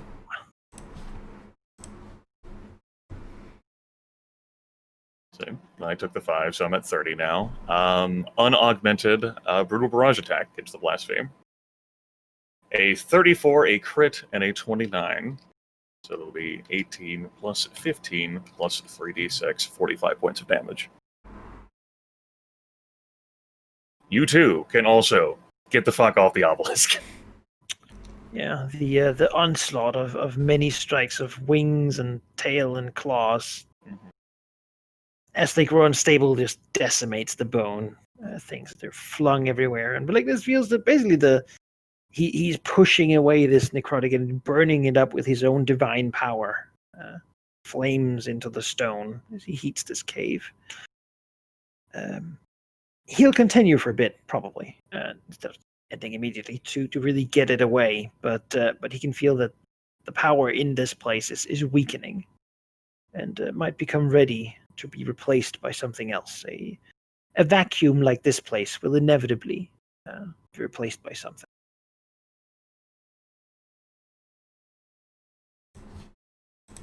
Well, he definitely wants to make sure it's getting replaced by the right thing and not just with a random whimsical power. Are you sure you want to dedicate it to Tiamat? No, but let's do it. So you don't have to do it right now. Generally, you would put things here for Tiamat. Put a shrine in the middle of this place, and it will probably work. Oh, okay. It's not something you have to like. It's not a drop-down menu. I like that analogy. It's good. It's an unskippable dialogue. Something will move in, right? Whatever that'll be. Maybe it's a purple worm retracted to this place and make like a magical purple worm nest. Oh no. Right? What if I put one of the behemoths in here? A couple red caps will go in here and it'll turn into some sort of weird fey maze. Sheep has had enough of red caps the last lifetime. I think it's good. Yeah. Though with that, the battle is over. Destroyed these things. Viseray surveys, like lets out like a roar, and like the stupid bones that have hurt her so. She's a dragon. Well, I think I'm done for the time being. Like rotates her head to look at Valignith. Yeah. Yeah. Looks around. She says, "If you aren't, I'm not coming back here." That's fine. All right. She like looks around one more time and like begins flying and heading for the exit. Yeah. She can leave unopposed. Still many bones is laying here, but some of them are like stuffed up in tunnels and such. They've sort of collapsed out onto the floor, as if a tremor has gone through the place. It no longer feels full of death, or maybe there's still lingering feeling of it. Increasingly, though, it is just a big waste of life.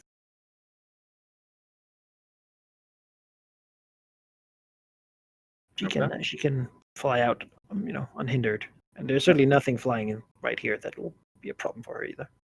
She'll leave the silver mine and basically just like wait on the outskirts, to make sure Valignith does actually eventually make it out of there all right. And inside it all turns into a mouth. Oh. The obelisk was a tongue. Yeah. Yeah, but Valignith will leave at some point. There we go. Oh no. Oh no. That's for a different dungeon. Valignith departs. She looks at him. She says, "The silver mine done. Is there something else?" "I doubt there is. It was hard enough even getting you to allow me to help you with this." I would never forbid you from helping. I'm just not gonna ask for your help. Until you did. She like taps a claw to like her snout. Well, let's put it this way. I do welcome your help, but I've learned not to rely on you. She says, "No. That's wisdom right there, Valignith." And with that, she begins to fly away. She's had enough. Maybe he'll be different next year, she thinks to herself. I'll go ahead and copy myself away from this map, though I don't think the damage is going to be relevant. Probably not. Yeah. We hope. This is not something that will that anyone will retaliate for. Mm-hmm. Aha! Now that you have dispatched the the death spirit in the silver mine. My pet. Yeah.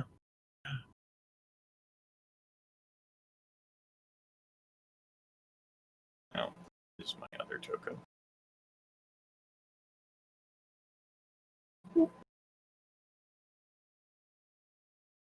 Yeah.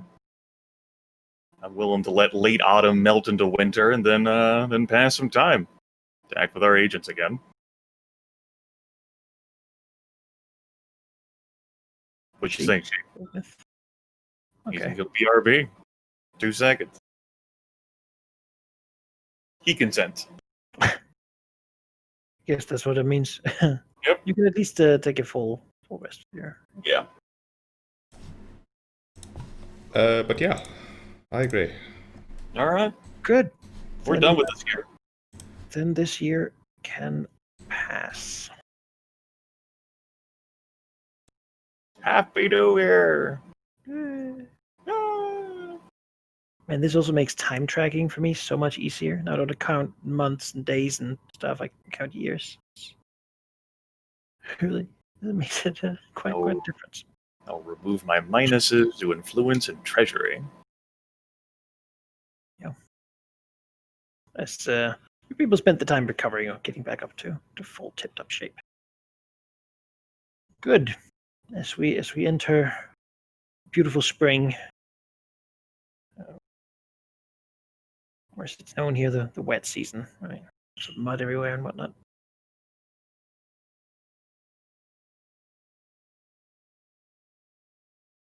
Yeah, things continue, but very much not here. We sure will note perhaps that the bridge is under construction and coming along well. Okay. The temple wasn't really super motivated, but it was basically given to them. So Yeah. by an outside force desiring it.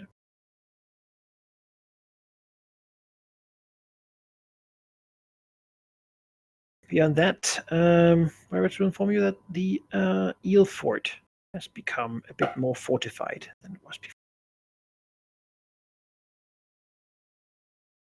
That might not be of interest. The Dragon Fane will have a visitor. That might be of interest. With an emissary from Thunderhome. Okay. Who will, in short, ask Velignith how he sees the future of Elversalt. Why? Well, Thunderhome will say that at the moment, our situation is decent. We have recently tried to project our power outside our tunnels and been successful. We would like to consider this sort of edge of the mountain to be our domain. We know you have recently taken possession of the silver mine, and we find this agreeable. Perhaps we can purchase the silver for creations or crafting, which we can then sell to Elversalt.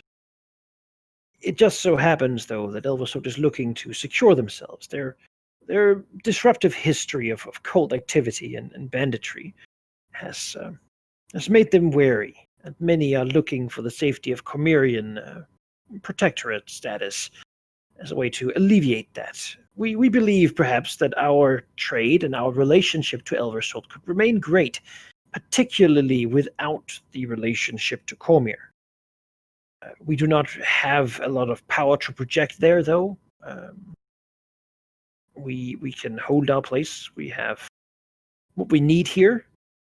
We're looking for potential allies in the pursuit of making Elversalt perhaps feel they don't need Cormyr so much. We would also prefer to avoid great taxation on the roads going west as long as possible. Yeah, we don't need to fund Cormyrean wars in the north. Well, I've no interest in protecting Elversalt, but I do have an interest in opposing Cormyr, so I suppose that is the same thing at the end. And your ideas for the future of the city? I have no plans yet. Well, nonsense. All right. It's one of the expected outcomes. Do you have plans in regards to the coast or the politics thereof? Or are you simply interested in the mountains, your valleys, and the silver they hide?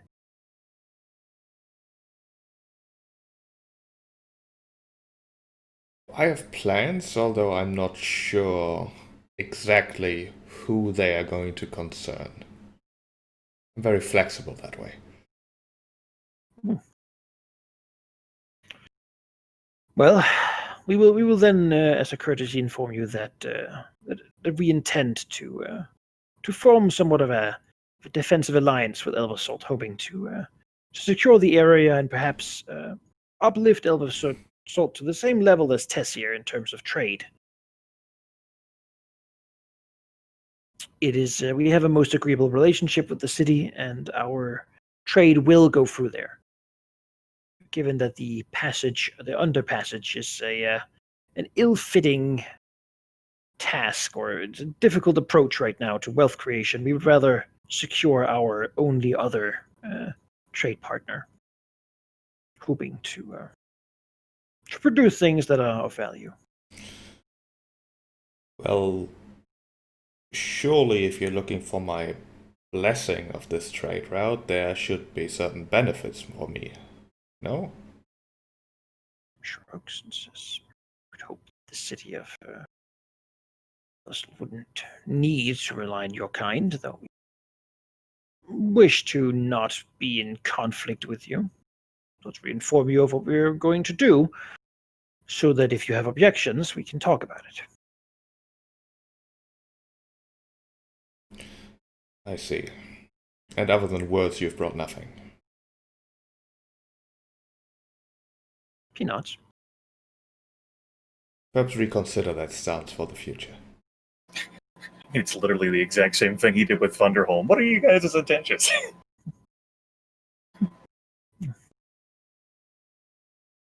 Sure. Then he'll leave. Not disappointed, but not overly excited by the response either, as it basically was, you'll find out.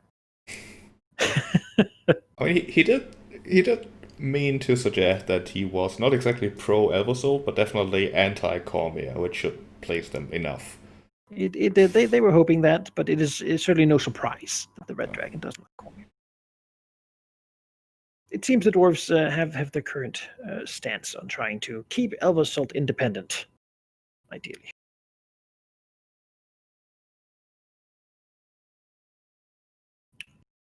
Yeah. Yeah, is there anything you want to instigate, though? Yes. Okay. Just in general, yes. Let me try to figure out the specific stuff. There are the reddened smugglers who still need to be removed. That might be the first thing to accomplish. Yeah. Probably in the spring sometime, the jingle from the fairies will take a pause for like a short missive that humans have been spotted fortifying themselves within the ruins of the Ilford. And then the jingle picks back up. It's annoying, but understandable. What he would also like to do, and I don't know if that requires my input, Manakai, is to get those new behemoths properly trained, that they're actually useful in combat. I don't know if they just assumed that that is already happening in the background and how much I need to influence there for that to happen. It's something the lizardmen can do. And right now, the behemoths are essentially, they exist, but they're not like an asset or anything, so I don't think you need to do much there. There's only one extra one, and the lizard folk have trained the others, so I feel it's fair to say that they can see to it if you command it. Yeah, any particular purpose it should be used for. Well, I wanted to break down gates and be in the front lines, like combat. Like a siege beast. Basically, yeah. Dressed in a big armor and then have it stomp around. Yeah. All right, I mean, yeah, it's pretty docile. There's a point and direction it'll probably go that way. Yeah, they can work on that. Okay. Another potential task that I want to inquire about is the valley as it is currently is pretty not in a good state, as far as I understand. A lot of destruction has happened. Not a lot of building anything. I would like to fix that so that it can support the Fane better, like farms and such. Basically, investing in protected infrastructure there. Your immense burden is going to be the purple worm. Yes, that is an issue. Getting hungry. It is plowing up the whole place. Like there are enough goats. The goats are still able to sustain it, but I'm sure the purple worm could eat just about anything that comes across. It's true. The entire farmstead. And that thing presumably lairs where Veristrix used to lair, so we at least know how to attract it. Valenov has practiced that in the past. His dwarves are not confident that they could do anything to that thing. Like we know that MF Fonrin like brought the purple worm to like serve as a distraction. It's possible that through that it could be lured to go elsewhere, but maybe that might be a better alternative than trying to fight the damn thing. Because I am not keen on fighting a purple worm. I'm good. I can fly and I'm still good. Like, no, I'm good. I'll pass. Yeah, I don't want to fight it either. Yeah. No thanks. I mean, I guess it could be either led underground or like just away. But that would it be a task that probably wouldn't be a task that his minions could like oversee, would it? If you wanted your minions to do something like that, I mean, they could attempt it, with the caveat that it would be one of those things that described as being very difficult, which means that chances that unless you rolled really high, you would just lose those minions. Okay. Height there sounds like the issue because the purple worm is immensely more powerful than your minions. Yeah, maybe that's a thing for another time then. For now, I think Valenov wants to do the same thing he did last year, which is build up some power and then smash the Red and Smugglers again because they are there, they exist. Yeah, they seem to expect this result from what's currently going on. Yeah. Last year they learned about the dragon and they haven't forgotten as other humans. Like, oh shit. They've spent their time fortifying, getting ready for it.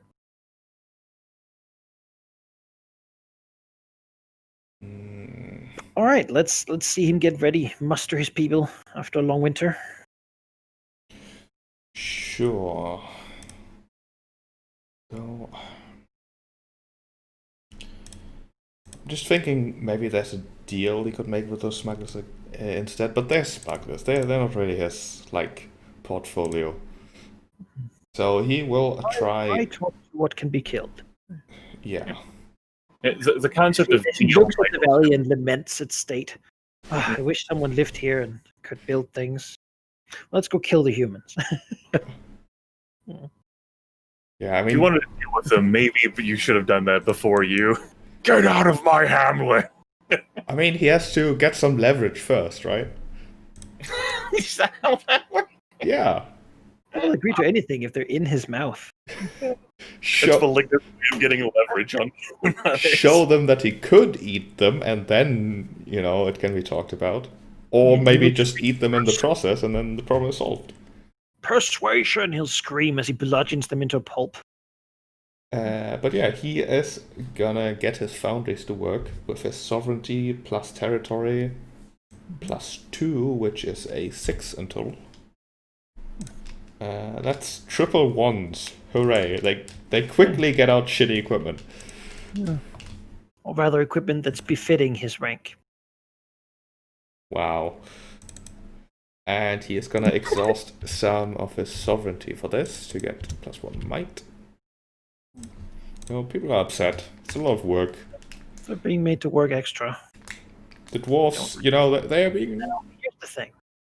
It doesn't actually work, right? Because you need to have a success that is higher than your current, I do. higher or equal to your current stat. I did. Triple ones will not. I did not realize that. It's harder to raise things you're really good at because you need to do more to take the step up.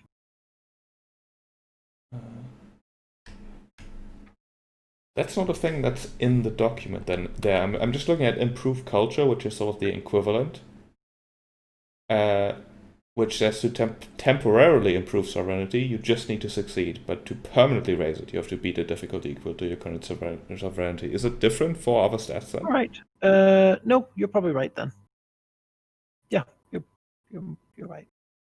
Yeah, I would love to try to permanently raise it instead, which would have failed in this case. Yeah, you have a way to do it, but no, you're right.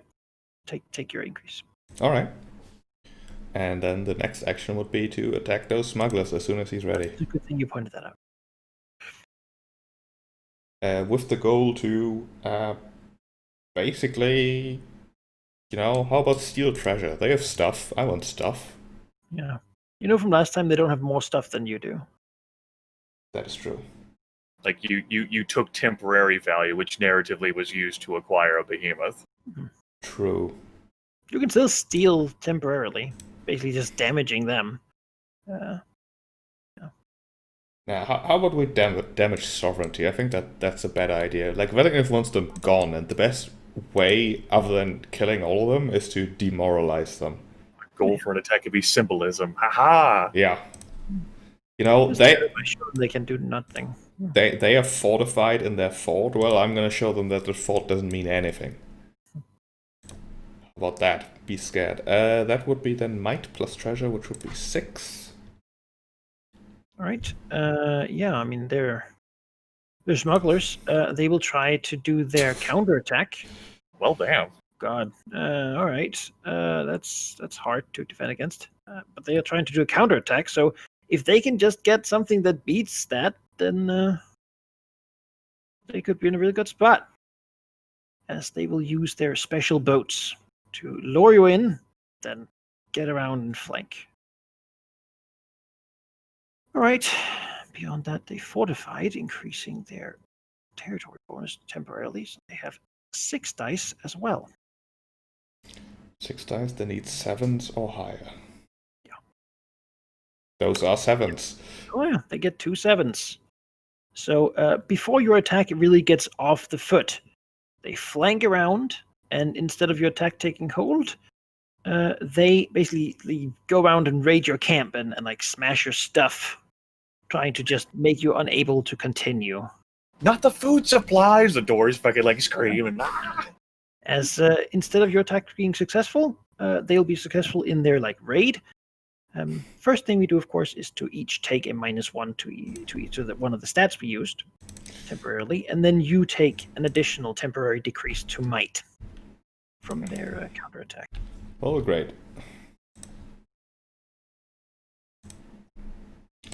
Listen, I want to oppose Cormier, and I'm having trouble with a bunch of smugglers in a fort.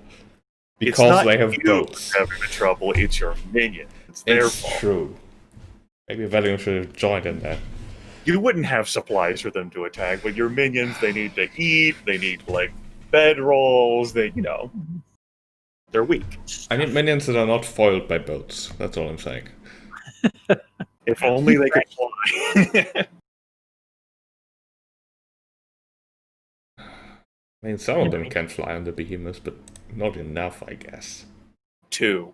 I don't think 2 quite constitutes the entire company flying. No. Rules-wise, this basically is a great way to just illustrate the effectiveness or the use of the counterattack instead of trying to foil.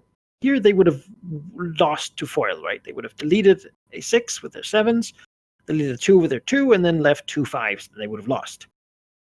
But because they counterattacked and they got higher, they sort of gambled more. If they lost here, they would have taken extra damage. But they succeeded, which means that they could sort of push the attack away and thereby turn around the attrition of the situation. Yeah. Well, damn. Alright. I have to ponder what I do next. Okay. He was very informed that there was a strike of lizard folk and such, but the red smugglers were able to. Wait a second, actually, no. No, this is not how that goes. Apologies, I didn't read my own note here. These guys didn't get to recover their boats, so how would you feel if I just re-rolled here? How come they didn't get to recover their boats? I believe you took it from them, right? I think that was in our test game. That might be true, yeah. Yeah, I think because that we was had the like test. Jonas experimenting with the rules. Oh, yeah, you're right. They do have Alright. their boats. Yes. Yes, yeah, I mean, that is good news for them, though now they fear that the dragon might come himself, which bring more people. All right. Well, Sheep's thinking there and pondering. I'll go ahead and take some action. Malachi, I think I want to go ahead and set the way. Like the bridge is under construction. And he's like, all right, great. They're going to get that done. She doesn't need to help support funding. And while she could speed that up, she's not going to have her fucking were-rats do that. And she's not going to personally invest her effort in going to do that. What she needs to make do, though, is that when these traders come up, she intends to basically charge protection fee because they're traveling through her territory. But what she needs to make do is that those that she's going to end up charging for protection don't get attacked. Whereas those who won't pay the protection do get attacked. For that, I need to make an accord with the only other company that lives in this area, and that's Dayan. Mm-hmm. The basic goal in mind here, because Dayan doesn't want to get into a confrontation with us dragons, is to explain the idea is I'm perfectly fine with Dayan Centaurs raiding, except if they are under the protection, by hold a banner of some kind that simplifies, that they are under the protection of Emissary Leader Thayer. If they don't have that, go for it. But if they do have that, and you do raid them, there will be hell to pay. And that's sort of the sort of thing I want to work for. Trade is coming, and she's going to make sure that happens. But when it gets here, she wants to profit from it, and the Centaurs can profit off it too. All right. Yeah, I mean, that to Dan, that seems like an acceptable thing. Their current goal is simply to settle into this territory well and try to make something of it. Right now, the territory is fairly bare. It is. Hills, mostly. Sometimes with Wemmicks in it, though most of them have gone south, which they don't really like much. He has little money, he has little influence. He has a host of angry centaurs, which is sort of what he has at his disposal most of the time. So, raiding caravans seems great. Yeah. He'd probably do that anyway. What kind of symbol would Emissary do, and how far south would she offer this protection? Okay. I'm trying to imagine the extent. Here I am looking the Dragon Coast of how far I imagine her territory to go. And so we'll say down to these hexes. And then anything further south, she can't reasonably protect that.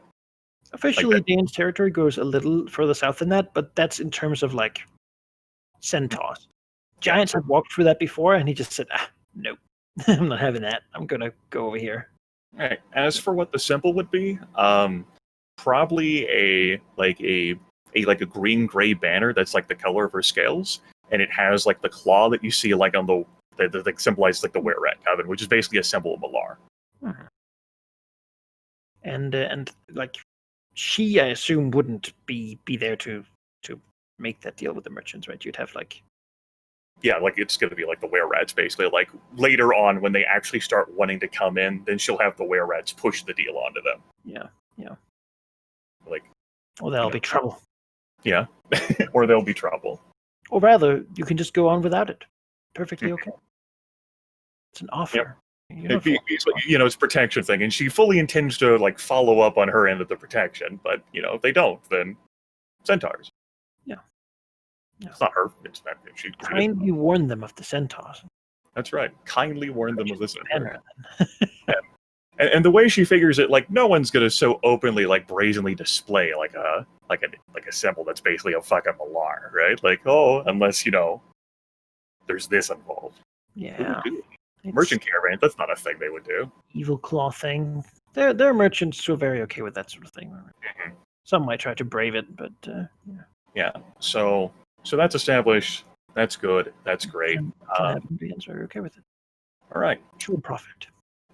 The trading actually hasn't started yet, so I can't work to have the were-rats work to make deals with that right now because there's not actual caravans or merchants to make deals with.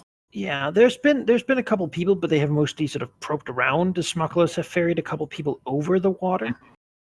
Primarily that's why they want the eel fort, right, as a southern place to sort of control the flow. Okay. Beyond that, there's word that some red dragon in the Osram Mountains have been have nabbed a couple caravans for its own treasure hoard. Okay. Pretty big move, but apparently Nathlin is trying to deal with it because they don't want anything so close to them. So That definitely goes beyond her scope. Yeah, that's more. Someone else's headache at the moment. Yeah. Let's see here. I have something I'm interested in is, and I don't know what sort of this will quantify, so I'll go ahead and spitball this. Is Imizure wants to make it clear that Red and Seer, and specifically the Temple of Agba, is under the protection of Imizure Ledrathir. Actions were taken in past times with dragons and a copper dragon being slain to accompany for that, but I guess it's the extent of her wanting to incorporate Red and Seer, basically almost vassalize the Ogmites without vassalizing them. Yeah, at the moment they're friends. The Ogmites are pretty content with the current situation, really. Yeah, they're okay with other people building their bridge and sort of just doing their knowledge thing. They hope to still charge people books for passage. Yeah, and Imizure is great with that situation as well. I think she just wants to make sure that everyone else knows that's the current situation. So the question there is in what respect, right? Is it sort of don't step on my turf, or is it don't attack the Ogmite temple? Yeah, I think it's don't step on my turf. Anyone who wants to throw their weight around in Red and Seer, anyone who's thinking I can move my company there, if you do that, you're going to be eating a dragon. Okay, so it's very much putting up a. Yeah. All right. Okay, that's putting out a message. I thought about this before, really, and I think a might influence to do a show of force might be. Yeah. Okay. I can work with that. To see basically how far does this message pass out. All right, might and influence. Yeah, basically has the were-rat coven get to work there exemplifying that because this is her word here, and she's killed dragons and fought that stuff in the past, and that matters to her. And her her shell game of having the Ogmites here as her proxy, who get to hold all the power. Maybe give it a few centuries, and that might change. But for now, the Ogmites are here, and they get to run the show, and no one's coming here who gets to challenge that without dealing with her. All right, might plus treasure. Is that what you said? Influence. Might plus influence. Okay, that'll be 5 dice for me. We'll go ahead and do that. All right, I tripled 9. All right, then I will down here.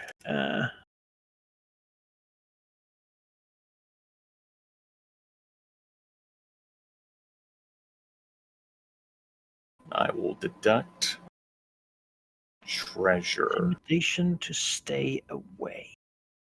Deduct influence by 1 here. That's intimidation. Yeah, I mean, basically, it means that her minions and maybe even herself are seen and heard around the city and shown. Maybe she can come and go. Yes. The Ogmites are sort of a little nervous around that way of doing things, but they're not going to complain. And with this result, I mean, she gets there before anyone could attempt anything, and does it thoroughly enough that those even the smugglers who might have looked, we could do something there, or many of the gangs and such from Westgate that might be looking for a place to go, don't consider it, right? To now do it, they would have to make their own people beat that role, which is It's not going to happen, really. And narratively, It's they know not worth no, it's not worth it at all. Probably, it even seems like there's more things there than there really is, right? it. I suppose that would be a were-rat way, yeah? Yeah. This Yogg might seem happy with their things. Nobody really wants to mess with this. It's not even that valuable of a place to them. It's like, no. Right now, but Missouri figures that once the bridge is set up and caravans start moving in, yeah. Yeah, I mean, certainly she could imagine a world where Cormyrian eyes came to the place, right? Mm-hmm. And Sembia has certainly tried to anticipate that as well, trying to remove things that Cormyr could do for the place. But yeah, Cormyr has sort of had problems with dragons in this region before. It's true. So Elm was a thing once upon a time. They kicked them out. That was a lesson for the rest of them. What happens when you don't have support from Cormyr? Okay. Or what happens when you do, I guess. All right. Let's see then. The second thing I'd like to do is to reattempt something that was attempted last year. I want my company Were-Rats to get information about the merchant lords that rule Tazir. Mm-hmm. Want to to learn their secrets, see what's up. So that would be an espionage roll of influence plus treasure, yeah? Mm-hmm. Okay, yeah, we'll do that. And let's see here, I've deducted influence by 1, so that'll be 4 dice then. Influence plus treasure for espionage. Nope, don't do it. Again, Were-Rats just can't get access to that inner sanctum. It's not really what they do. Yeah. You spend so much time out of civilization, and I'll go ahead and deduct influence by another 1. So it's 3 minus 2. She and Missouri will ponder. She'll think about it, and she'll say, you know what? Fuck it. Let's get this show on the road anyway. Yeah. Doesn't have to take this shit. I will look to making attacks on Tazir with the Were-Rats. The goal is to damage the sovereignty of the Tazir merchant lords. Oh my. As I get to work with the idea of fomenting rebellion with the Were-Rats anyway. Fine, I don't get to learn about their secrets and what they plan. Let's do it. Derail it. Right. What kind of attacks? Because I would hazard a guess that it's not going to be an open assault on the city gates. It's not going to be open assaults. It's going to be to, we know that all these are slum towns and shanty towns. Mm-hmm.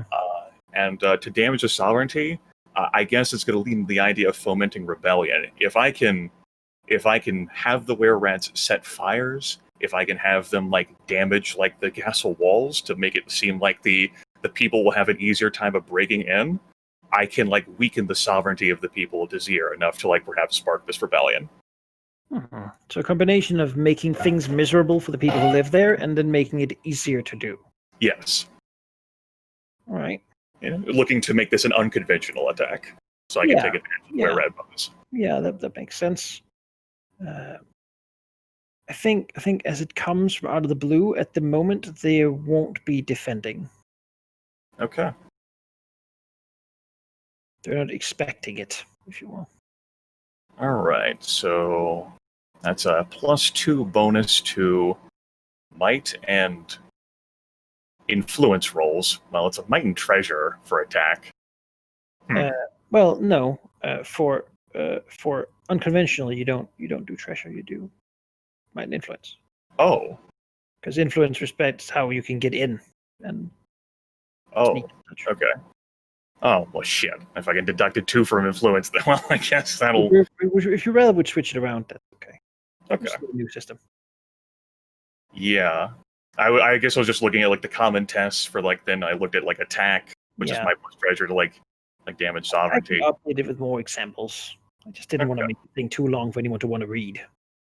Yeah, so my tests that I did there were on treasure. Yeah, so I think I have a treasure of 0 then for the moment. Mm-hmm.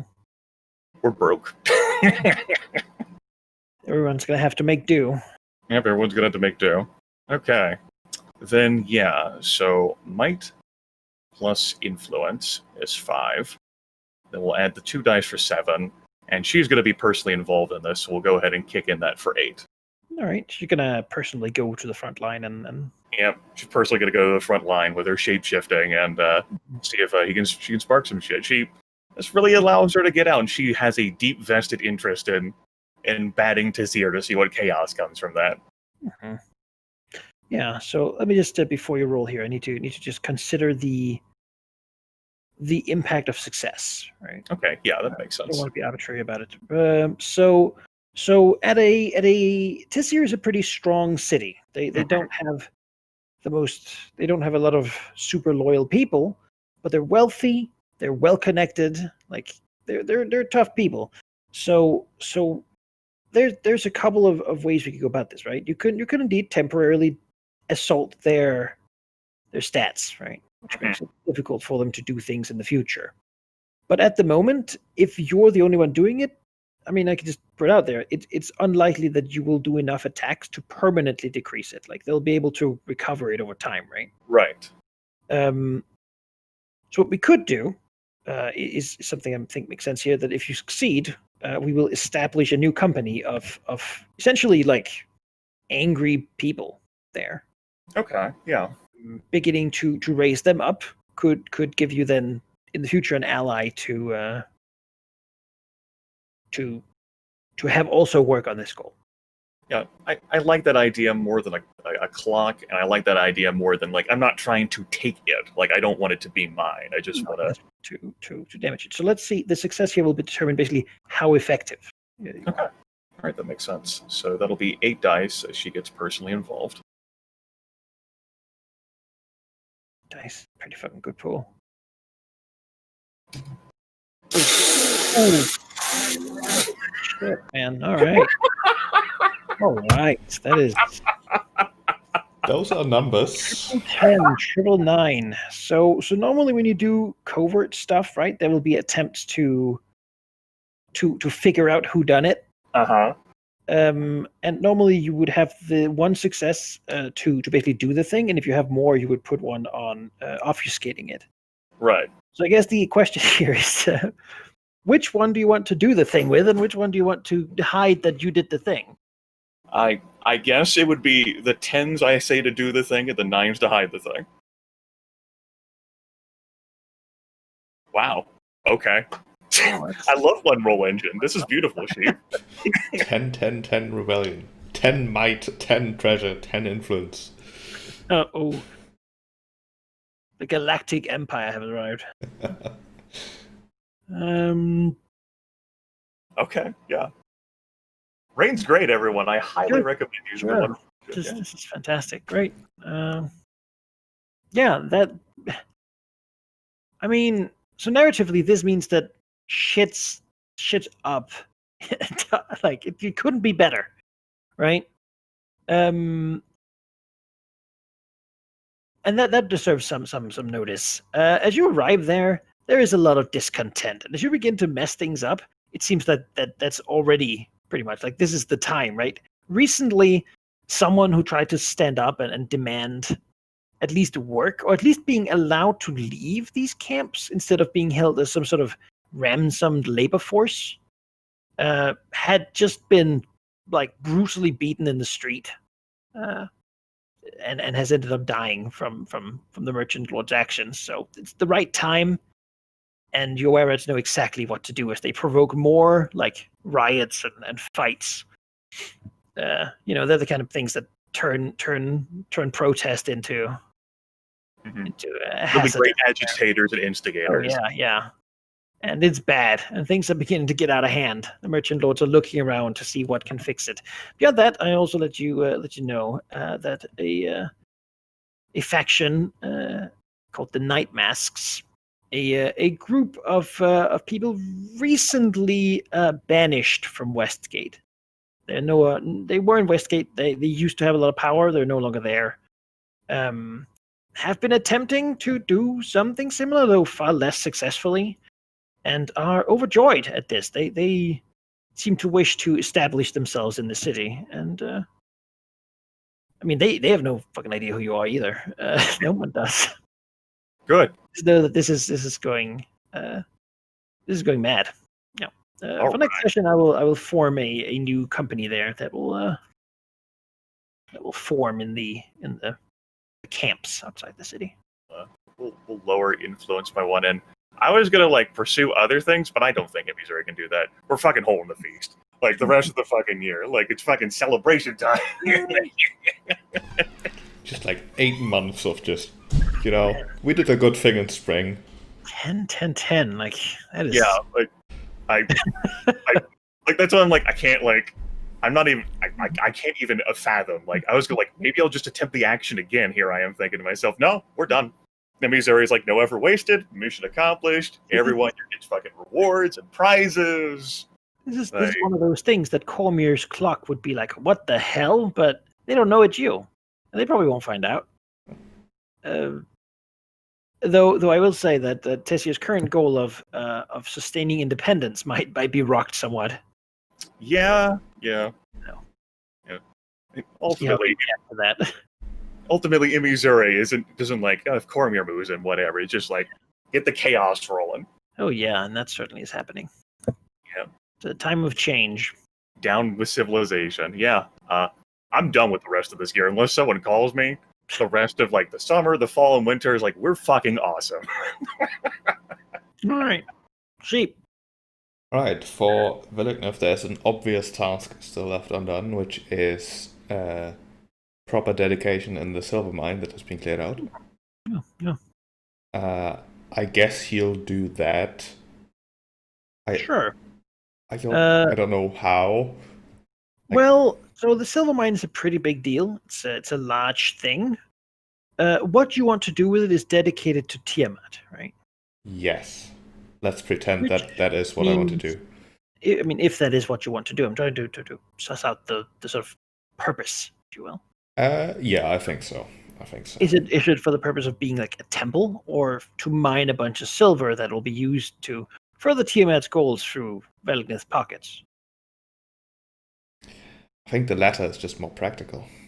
It is a silver mine, so mining silver is very sensible. But he could, of course, just leave the silver there as Tiamat's massive sort of stony temple. I mean, he doesn't want to offend Tiamat, but it would be silly to build a massive, like, silver temple when it could as well be used to accomplish actual goals. Mm-hmm. Yeah. She is nothing if not vain, but, I mean, that's the thing. So as long as you win in the end.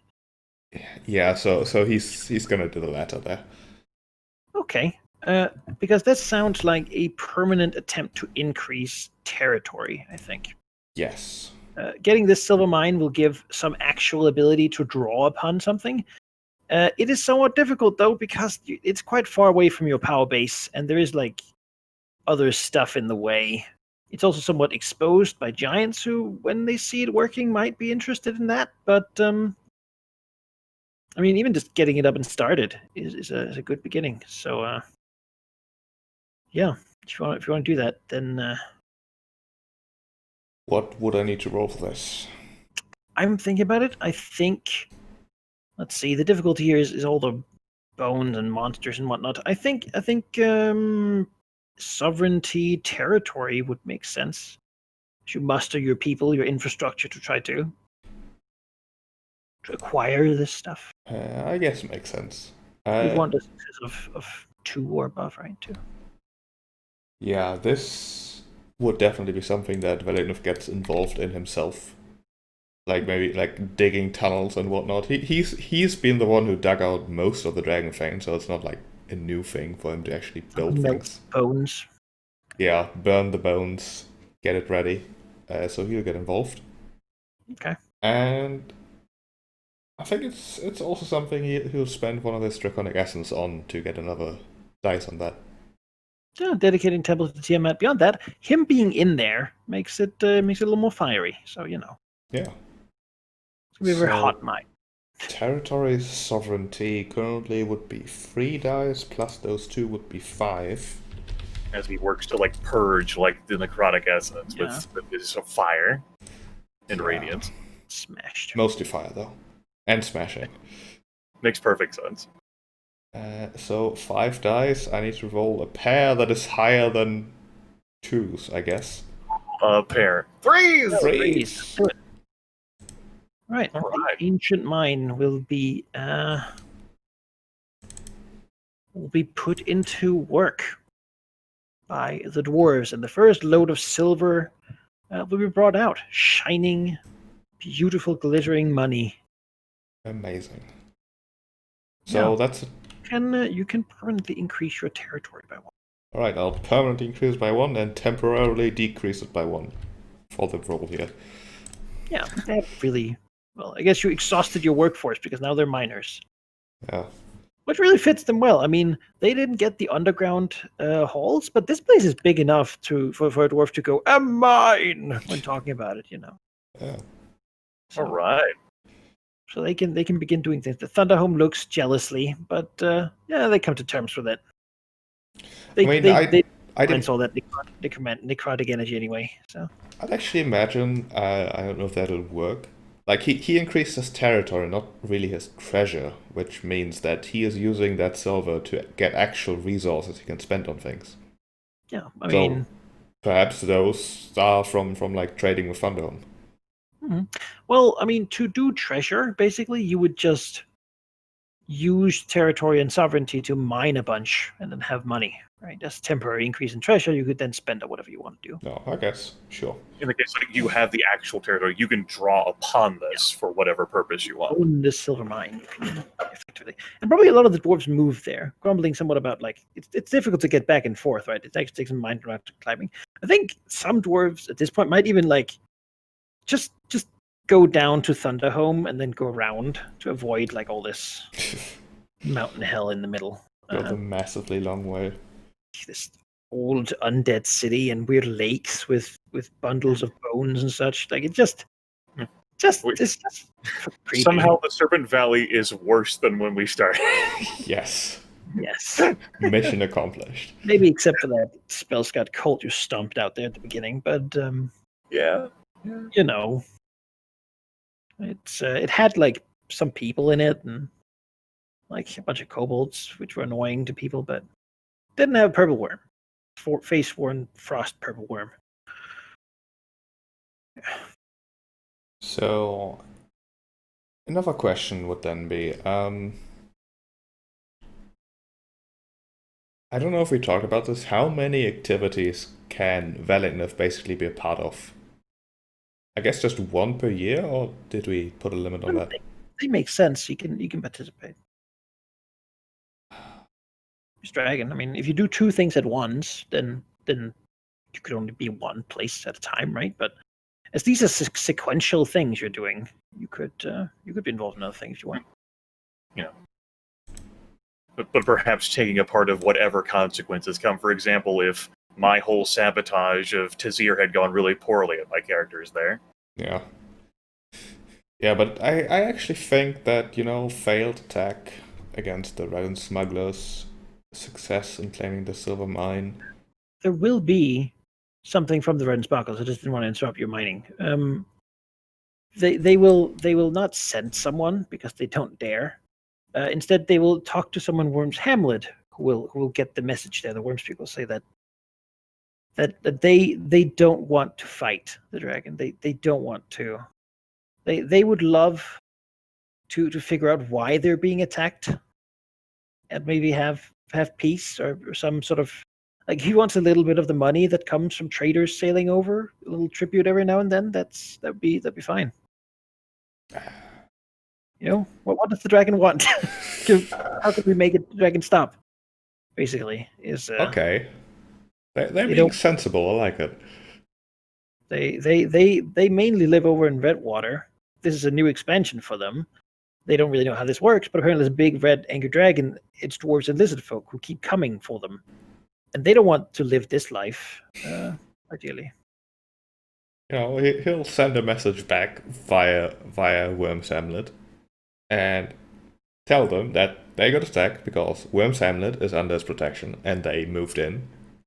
They are continuing to get attacked because they were just too close, and he hasn't finished stomping them out for taking Worms Hamlet. but they are being sensible. You know, they can live in the Ilford down there. That seems fine, barely far enough. But of course, they have to provide proper tribute, like a portion of their income, and just enough to satisfy him there. Sure.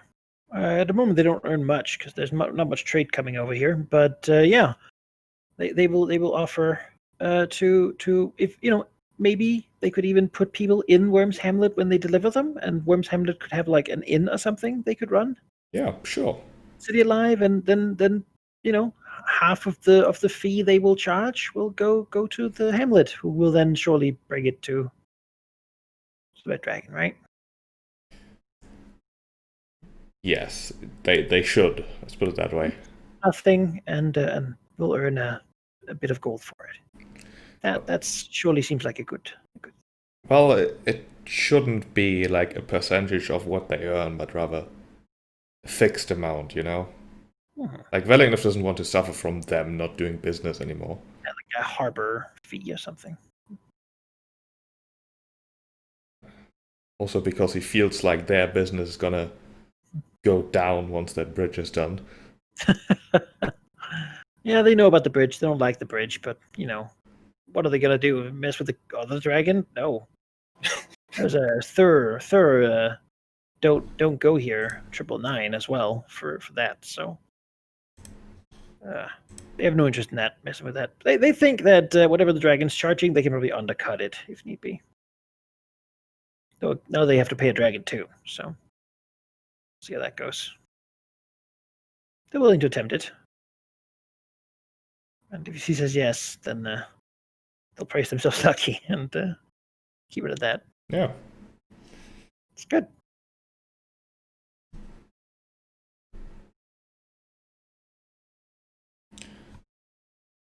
But I think that may be it for the year.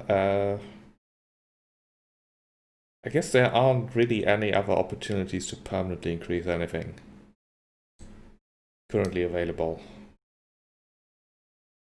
Now you have a minimum of 2s in anything, so in order to get one of those 2s to a 3 or a 3 to a 4, you have to rip it off of someone who has that. Yeah. You can look at the examples and consider who could you take something of that size from?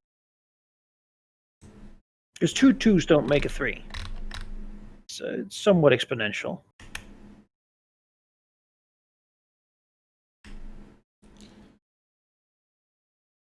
Take it from someone. I mean, the Redden smugglers.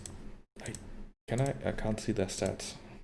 No, can't see their stats, but I can tell you they're not better than you in anything. No. All right, they can be there. I'll have to. If you took the Eel Fort and their little camps and the town of Redwater, it would not be enough to increase your territory. Okay. We just keep you at the same level of stuff. Yeah, for now this year, I think William is just gonna stand down.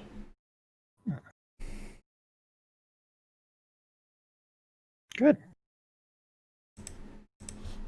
What they hope for.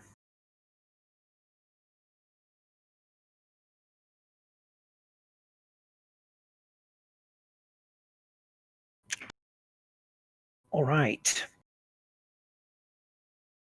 Excellent. Well, if we're done with the year, then I will take a moment to bring us to the next one. Yeah, it sounds like Sheep and I have. I mean, I'm fucking partying still, so I'm certainly going to ride this out until next year. I'm going to act against you. Once everyone else has something else that they're currently doing than fighting dragons. That seems very non-profitable for most people. And we'll move over here so you can keep an eye on who does things. As this year will carry some news, apparently there's been a small border skirmish between the Red Banner host and an Amish patrol that got destroyed, which,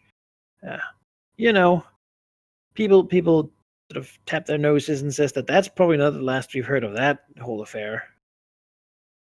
But no one really wants to do it.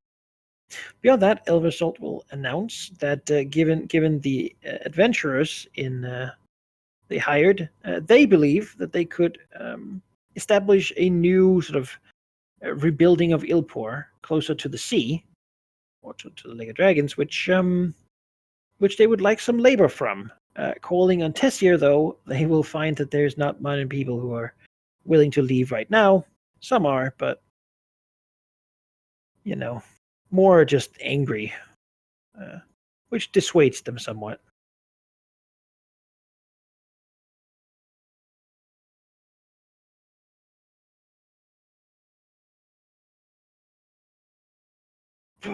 Yes, beyond that, we have successful establishing of the Red Wizard Enclave in Westgate. Apparently, there's been enough buildings and such, and no one is wanting to stop them. The Red Wizards have managed to put a semi-permanent location down from where they can investigate the region, though no one's really entirely sure what. They're sure it has to do with a bunch of exiles that were captured a little while back while you were asleep. Oh my. Yeah. And from there, they will begin to do things. The dwarves of Thunderhome apparently tried to make a pact with Elversalt, but Elversalt declines at the moment to connect to anything. Seeing what happens in Tessier, maybe Cormyrian protection from their own people could become relevant. They're really not sure. Beyond that, you might know that the Cult of the Dragon keeps trying to gain control of the city council as it once had. Not really in your lifetime, but in ancient times, the city was absolutely overrun with Cult of the Dragon. Beyond that, Sun Guild moved Tessier. Move into Elversalt.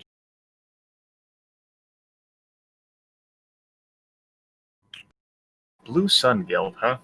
Yeah. Okay. That's what they're called.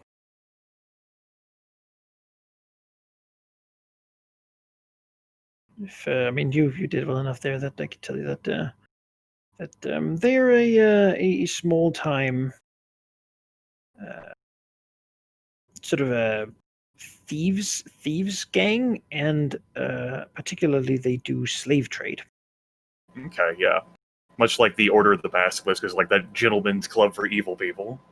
Yeah, these guys do slave trade particularly. They're certainly not gentlemen. They're sort of low down people. They used to operate in Pros and Ilpor over here, but those towns have been destroyed. Right. And they really do much better in port cities than anywhere else. So okay. They're trying to expand that direction. Yeah. Beyond that, the Night Masks will put out a general message to those, probably mostly to Velicus, given that they know that he exists.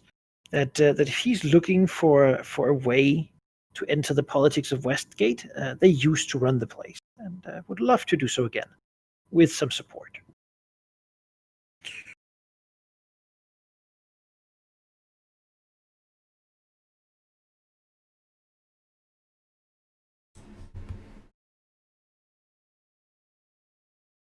All right. Yeah.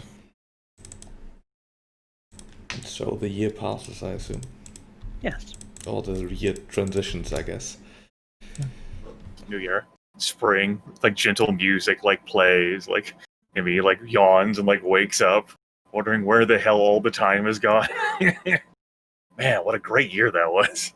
Yeah, being a dragon. Yeah.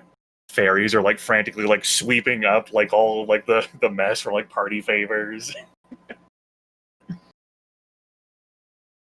You wanna do anything right now, Sheep? Or we wanna like have like a stretch break to contemplate? What do you want to do, buddy? Well, I can think out loud for a bit. How about that? All right, yeah. Let's take our time. I think potentially supporting some sort of faction acting in Westgate would be nice. Like having one of those three cities sort of positive towards us would give us a staging point against Cormyr. Perhaps Emmy isn't really interested in that, however. Um, The downfall of civilization does mean that Cormyr does have to fall. that is very true. But I don't know whether Valagnev really has the tools or wants to even have the tools to support like a gang war in some city somewhere. He can certainly send people, which may be beneficial for them, but the potential reward from that seems questionable, and it would be very indirect to his actual plans. Right, like the Night Masks reached out. Night Masks have also, like, they dwell within Tazir for the time being because they were forced out. They're not welcome in Westgate. On the other hand, they were a group that reached out to Valeniv, which is something that he very much enjoys. That's the right attitude for people that, might have a place. And they should be rewarded for thinking that way. So I think that might actually be something, he got asked for help. He'll give that help. If it gets him Westgate eventually, that's beneficial. I mean, Wilhelm is over there. You could probably even join in, give advice and such. He probably knows the city at this point. Yeah, he would know about the Night Masks, certainly. Yeah, they used to run the town. Basically had everyone controlled because they could make anyone disappear from anywhere in the town, which was a pretty big deal. Everyone paid up to them. They were the bosses. They had everything, except they weren't very good at making friends because they asked a lot of people. And when it came out that they were primarily also night sort of vampires, all of them, and that was how they had their tremendous power, that was sort of enough to align some outside influences of various churches and clerics and whatnot to try to rid the city of a sort of an undead ruling class, which ended up being strong enough to actually manage to dislodge them, though they certainly fought that war for a good 60 years before it actually managed to push them out. Their secret out in the open has made it difficult for them to act. Though their few members are certainly individually quite powerful. Okay, you know what? I don't care much. Deal with sunlight is certainly their weakness. I don't care too much for giving undead more power like that. Most undead experiences have been either somewhat neutral to very negative, so I don't know if I care about them. It's an opportunity though. They also seem to be just trying to find someone who can help them get back in power, because they really like power. And if Lignif's the one who could help them. The fresh number of recruits and, to support, to fight back, there's a lot to do. They know the city intricately. I mean, the symbol of the city is sort of there. Yeah, I was about to say, it's the same symbol. Alright, well, you know what? They're powerful, they reached out to him. Those are definitely points in their favor, so Valagnev will attempt to help them. He's not really one who has people who can infiltrate well, but if they need manpower for nightly assaults or whatever, then he can certainly supply that. Well, they would ideally want them to be daily assaults, which they can't do. But, yeah. Giving them a response like that will be met with a lot of enthusiasm. They would ever so love to take control. Ideally, they will want to just gain strength a little bit in Tessir, given the current state of things.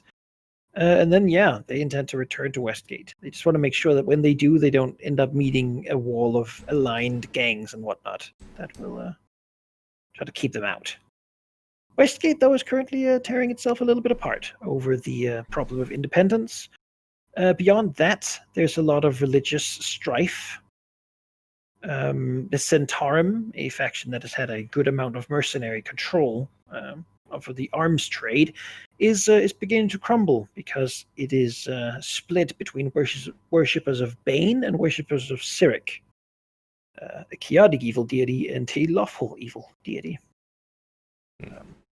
Beyond that, I mean, that sounds to me as if there were a power vacuum for someone who can supply manpower and weapons. It could be. Could go duel the Centaurum in that respect.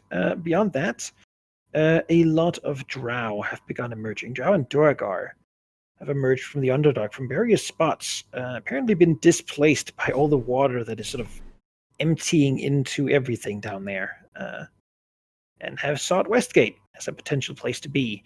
This is something the Night Masks enjoy, because having people who love the night fits right well into their MO.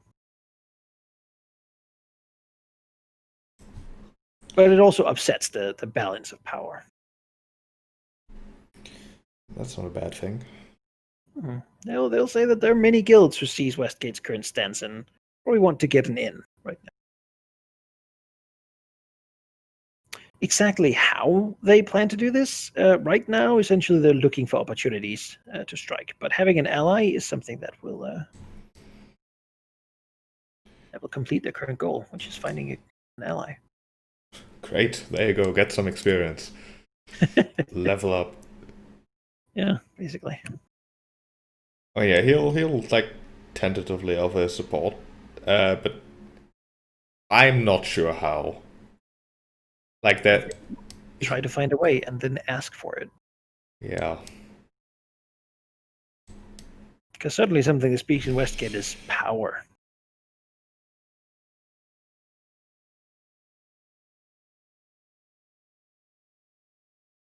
Maybe you can make contact with the Black Dragon that you gave new form, Sheep.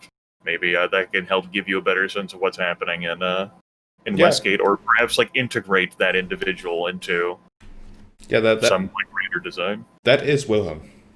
Yep. Okay. That's him. Giving the information. All right. Yeah, he's definitely gonna get involved there, even though I had a different task for him in mind down in the. Different thing you want to do with him, he can certainly leave. He's not overly into vampirism. He's a black dragon at heart, and he longs to go back to the sea. He has some influence with the Captain's Council, which is a council of merchants, mainly paying homage to their patron deity, the bitch Queen Umberlee. Sort of keeps the seas, as it were. Traditionally not this sea, but it works. It works out anyway. Initially, before we resolved our sleep here, I ideally wanted him to go down to the Osran Mountains to make contact with the blue dragons there. But I realized, perhaps a bit late, that there may be opportunities much closer. Like, Cormyr is protecting the Dragon Coast, which means that anyone who lives especially at the coast and is a dragon is gonna get bothered by them. Yeah, generally. Cormyr are certainly known for their host of quarreling black dragons. They're host of what now? Infighting black dragons. Ah, right. All claiming to be the heir to the black dragon that once ruled Cormyr before humans became a thing. One of whom you grievously offended ever so long ago. Yeah, but he doesn't necessarily know that Wilhelm is associated with me. That's my fault. And there might be others. Wilhelm knows some. He can dig around, certainly. There may be opportunities there to get some alliances going. Like Cormyr has to go down eventually. But, yeah. Although ideally Cormyr doesn't get destroyed, but just put under appropriate management, which would also be acceptable. Uh-huh. So I think the task for Wilhelm would really be find one of the black dragons who does not like current Cormyrian rule and would be amenable to some sort of alliance. Yeah. He'll get on that. A task rather fitting who he is. I'll get back to you on that next question. I certainly hope it's fitting for him. Alright, so Valingif will be ready to assist the Night Masks here. He has sent off Wilhelm. He doesn't really have a target to attack. Oversold. The issue with these towns are they are juicy. But if he attacks them, they will be more likely to accept Chimerian influence. Which would not be good. There's the smaller ones, but they're a bit further away. Well, why don't you work to support the Cult of the Dragon's influence in Eversalt as they're working to gain control of the city council? With puppets there in power who are worshipping Tiamat, you basically as the anointed agent of Tiamat in the region that anyone who beholds you can recognize, as was bestowed earlier. Basically, them being in control of it is basically your proxy, your vassal. It's true. I'm basically trying to find activities that sort of fit Vilignev's direct nature, but I think there aren't any of those easily available, so doing some more subtle indirect stuff definitely is on the table. And I think that would fit his portfolio perfectly. How would that work though, Manikai? Supporting them to gain more power? Well, you could attack their enemies to make it easier for them. I do, in between sessions, I do make their rolls to see how their attempts at doing things go. So weaker enemies means, they're more likely to succeed. Beyond that, you could try to do things such as produce weapons for them, try to temporarily increase their scores. Or you could act directly, try to accomplish things such as, that would be ruin other salt in some way, or get rid of other allies they have, or even at Harper's to get rid of them. If the city council loses faith or power in some fashion, that can allow the agents of the Cult of the Dragon to slide in. It's just a matter of the current city council no longer being fit to rule, and then you being the one in place, or the cultists instead of Corvair. That would be striking Tessier's sovereignty. Elversalt, yeah. Elversalt, yeah. What are the Cult of the Dragon's current enemies other than the Harpers? At the moment, it's the Harpers and then the Elversalt city itself. Oh, the city itself. They're trying to bring it down, take control of it. Essentially, like Westgate, there is some inherent resistance to change. Essentially, most people like the status quo in most times, just because it's well known, and it means that things don't have to be different. So the Cult of the Dragon basically tries to overcome the city of Elversalt with their sneaky attacks. Meanwhile, trying to not be attacked by the Harpers has been a thing. Luckily, they succeeded very well on that, so they killed a couple of Harper agents, which incises the Harpers more, but takes some pressure off. So what would the Cult of the Dragon mostly be attacking currently? What are they trying to damage the city of Eversalt? What's their goal? It's sovereignty. Sovereignty. If they can reduce it down, then they can attempt to take it, basically, or to implant. As Manikai has informed us, when a company's sovereignty falls to zero, even temporarily, then poof. They lose consistency. If it's temporarily, they can reform, but it will not be you're knocking them out as an acting faction. So if you combine with the Cult of the Dragon basically to work together to whittle down the sovereignty, that could be enough actions that the sovereignty of Eversalt drops to zero, and that could allow someone like the Cult to step into the void. The Cult has a very good internal sovereignty. The members are generally very fanatical. Not all of them, though. Beyond that, they have good influence and treasury, but they're kind of trash in the other aspect. They're mainly powerful, connected merchants, and that makes they're good at some things, but bad at others. Yeah, I think the goal has to then be to damage the sovereignty of Elversalt here. Mm-hmm. You could do a sort of stealthy attack, like your fellow dragon, or. That would involve coming back to something like, will Viligneth ask her for help after the conversation we had not shortly after the session started? A year ago. A year ago. That's right. 2, maybe even. Which I would tell you I would so desperately love to have that conversation. I would not. We're moving to the next year, right? I believe. Yeah, we're in the process. No, I think he would make a more overt attack, perhaps using the information that the Cult of the Dragon can offer on just the city structure and I don't know, like weak points, so to speak, to just make the current city council look incompetent. All right, like a symbolic. Yeah, like your council cannot protect you, city. Like they are weak. They cannot direct you. Yeah, Almost so like you're more like making like bluster, like intimidation, like you fools. Yeah, I mean, seeing a red dragon flying unopposed above their city certainly is a troublesome affair. It's not the first time he's ever flown above that city either. It's true. Last time people set themselves on fire. That was pretty good. Well, one guy tried. It very much fits Valiga's personality. It very much I presume we'll have Cormir like swivel its head. Oh yeah. Whereas Elvis has a city guard and stuff. So, and he won't be alone now, right? He'll be bringing his dudes too. Oh yeah. Actually, like smashing stuff, right? Well, symbolically, I suppose it's to lure out an attack and then beat them, so they're forced to retreat. And then humiliate them so they can tell the stories. Like, our city council didn't do anything. What do we do? Sure, that can be the spring thing. Ruth, you can heal up your people. So spring arrives, right? Yeah, I already did it.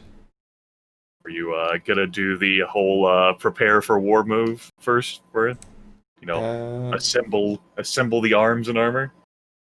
I think so. That has been like the standard procedure. Yeah. That's right. Draw more upon the land. More upon the land. People have moved in at this point where the silver is getting nice. The upper layers that are not full of silver will be homes for dwarves, you know. Valignus, like, I will arm my people against the lycanthropes of Ibi. Silver weapons for everyone. No, that'd be a waste. Silver's not a good material to make weapons out of, unless, I guess, you know. Now chemically treated or whatever. But yeah, he's gonna get, you know, the springtime scheduled event. The Fortis. Why in the spring? Because, you know, that's how the calendar works. Which means sovereignty plus territory, which is a total of 7 dice. Oof. Yeah, because he's lots of foundries and skilled smiths. I know. First person to raise that 1 to a 2. Well, you got 2s. All right, you did it. Yeah, did it. Barely. +1. But he will expend his territory a bit here, obviously. Mm-hmm. And then, yeah, he'll personally join this. So fucking malignant. Obviously. Mm-hmm. Patience? Like, allow Cormir to be distracted by other things. You will be distracted by this. I will distract Cormir. I'm gonna enjoy the news, the news bulletin I get here. Honestly, you know, for him, being acknowledged by Cormir as something to be concerned about is good, because then Sembia is gonna get wind that Cormir knows about him. Like Sembia will best hear of you whenever. Yeah. It's true. Like they you know, notice me, Sembia. All the black dragons around here work their heads like, what happened? Yeah, who? Really? Huh. How about that? Thunderhome frowning at this turn of events. Yeah. Like, just like a couple of months prior, they're not in my plans at this time. You do not plan to. Oh, well. Listen, Eversol declined your deal. I'm making sure that they in the future will accept your deal. That is definitely not how that's being framed. No, it's not, but that's the truth. You know, shut up. It is not the truth. Perhaps if you had made an accord with them before. Well, let's see how this attack turns out. Certainly, they're not expecting it. They don't feel like they deserve it.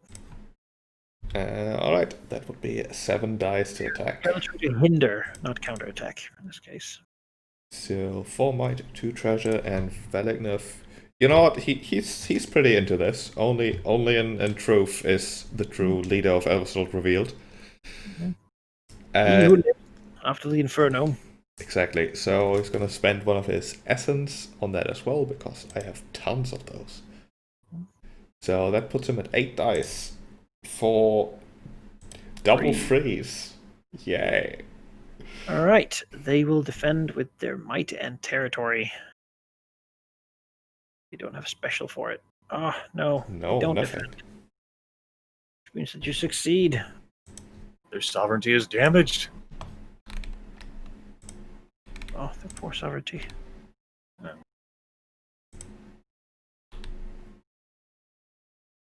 And you lose, like you take a -1 to one of those 2 things that you used to attack with. Should exhaust some of their fields, slash and burn, show them that they cannot defend themselves. Yeah, it's gonna be treasure being exhausted here.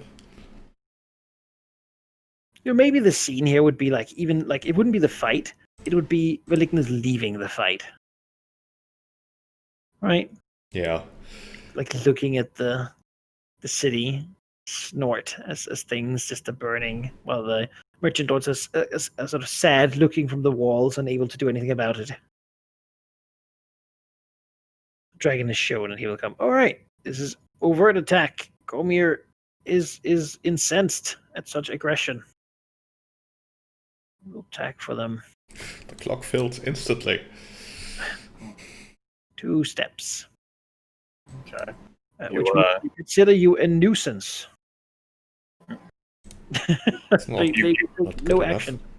You got to keep making that attack, sheep, because they're still gonna have more sovereignty. Could try again. Certainly Could true. do. Yeah, and it's like basically like some fields are slash and burn, and then like your army basically just like squats and just like eats off the land, and then moves in for a season. I think before he attacks again, he would actually like to contact Thunderhome and inform them of his plans here. Basically, spinning it in the way that, you know, Elversalt apparently declined your offer, which was very rude of them. Surely it would be very beneficial if that gateway to the trade in the north would in fact agree to cooperate with you. And that's gonna happen. Just, you know, you just wait. I don't think they will send a reply to that. They don't have to. Because it's like, what are we going to ask him to stop? Not like that's going to work. Really. Just feign innocent, so if this doesn't work, you can... They do consider themselves innocent. Yeah, you just feign that innocence. We do not condone the actions of the Red Dragon. Yeah. You appreciate them, however, I know it. And then, I guess, yeah, attack again. Why not? Alright, strike again. Same goal? Same goal. This time... yeah, Velignov will definitely be part of that again. It's sort of also directly in his... Is it? Nah, he's not going to spend the essence this time. So just him, his might, and his treasure. Which is 6 dice. Or double 9s and 6s. Okay. Damn. That we've really had to stop then, because they'll have to get all their dice paired up. Well, They get got a none. pair, but not enough to actually do anything, so you do damage to them. Slap in their sovereignty again. Further killing their soldiers. As, I mean, that's basically like a continued campaign of just tramping on them. Yeah, basically it's just like into the spring and then into the summer as like the days and nights pass, like the dwarves and lizard folk, and the pair like, and then like your armored like behemoth stopping. Komir is further incensed. They are concerned about your activities at this point and will put a like dragon-focused defenses in towns and places they control. But they don't control Elversalt, right? They do not. Elversalt has so far declined, hoping to find prosperity in freedom, liberty. Has not worked out for anyone at the moment. Very bad years for independence. Just overall. You know, you're either with us or with them, so you might as well choose us. Mm-hmm. Is he just wanting to push on here, or? Yeah, sounds like you want to make that attack again because your goal is to reduce their sovereignty, to eliminate it. I guess so. Like they can't have much more defense in them. Mm-hmm. That basically like it eases the burden of the Cult of the Dragon, basically, so that they're able to just slide in if you really like set them up for it. You know what? Look how big that clock is. Right? I'll tell you, it takes extra long time for the black lines are extra difficult to decrease. But yeah, it's big clock. You know what? Yeah, let's go again. Let's spend a year messing with Elversalt to get it into the right hands. It's absolutely something Valigna would do. Oh yeah. It is. You know, those smugglers, they don't want to play anymore. So he needs an outlet. The Reddit smugglers are like, oh, thank you, God. Thank you. It's clay walls and thatched roofs. And it's like, oh my God. So he'll go again. He does only have 4 or 5 dice on this. He himself gets involved again, which he will, obviously. I do have the opportunity to. I do have the possibility of spending an essence on this, which I will do. He's very into 6 construction. again. Yeah, like this. This is the shit. Like this is him working on his actual vision, like getting a place under his control, basically. Like not just a village like Worms Hamlet, but an actual town or city. Who knows? So that will be 6 dice then for triple sixes. Okay. Okay. Well, that is that's very difficult for them to stop. They need like double something high. Will they defend? They kind of have to, honestly. Double 5s will not do it though. As more of their militia is reduced now to men and boys. Well, you know, just the latter really, as their sovereignty is at a temporary 0, which means that essentially, like the Merchant Council, it is thoroughly proven that there's nothing they can do to stop this assault. They've tried at the moment, like they would need outside help, right? They have their people no longer believe in the idea of continuing. What are your demands? Yeah, basically. Like, stop, please. We don't want this. Well, I think the ideal outcome would not necessarily that Valignov tells them what to do, but that some other benevolent hero steps from the shadows and reorganizes the city, which of course is someone from the Cult of the Dragon. Mm-hmm. But ideally, you know, he wants the city in his control, but not necessarily known that it is. Yeah, he doesn't want to march his people in and put them down there. No. Oh, we should also more overt attacks. Many dragon attacks. Clock is halfway to destruction. Yeah. One more thing, and they would begin to actively seek to eliminate dragon attacks. Yeah, I think the attacks are over for now. Mm-hmm. I mean, look at how much space there's in that clock. I know. I could accomplish twice as many things. And on the scale of like how powerful and like important like Valignov has felt over the course of his short life, where does this rank? Like the spring and summer of bashing this independent city. A whole year of just humiliating them. I mean, it's a pretty good feeling. There's still that lingering annoyance that he's not really going around indiscriminately as he would like to do. He's more like playing the like politics game of exchanging the like rulership of Elversalt in like somewhat of sneaky way so it doesn't go back to him. Like that irks him. Ideally, he would want to walk into places, fight everyone who opposes him, and then just say, "Yep, this is mine now." He's not quite there yet. It is absurd that he's like, this is still too covert for me. Right now, he could probably go in there and beat up their citizen militia by himself. Like currently they have an effective might of 1, so they have like lacking in both training, equipment, and numbers. You know what? Only in destruction is the truth revealed. I'm gonna have a compulsion here. If Valignav is still feeling regret and harboring doubt, move into Elversalt. Why wait? I mean, he has been taught that his rash behavior will not lead to good things repeatedly by all his siblings, and that is a lesson that he's most certainly learned.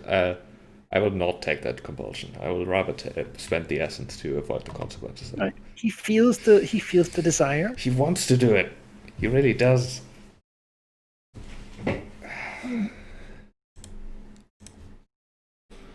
Let me take this token here and subtract the essence. So I'm down to 5 essence. Griffith rolls his eyes. Yeah, I mean, Elversalt is down to a bad place. They don't even get a turn anymore. They're leaderless at the moment.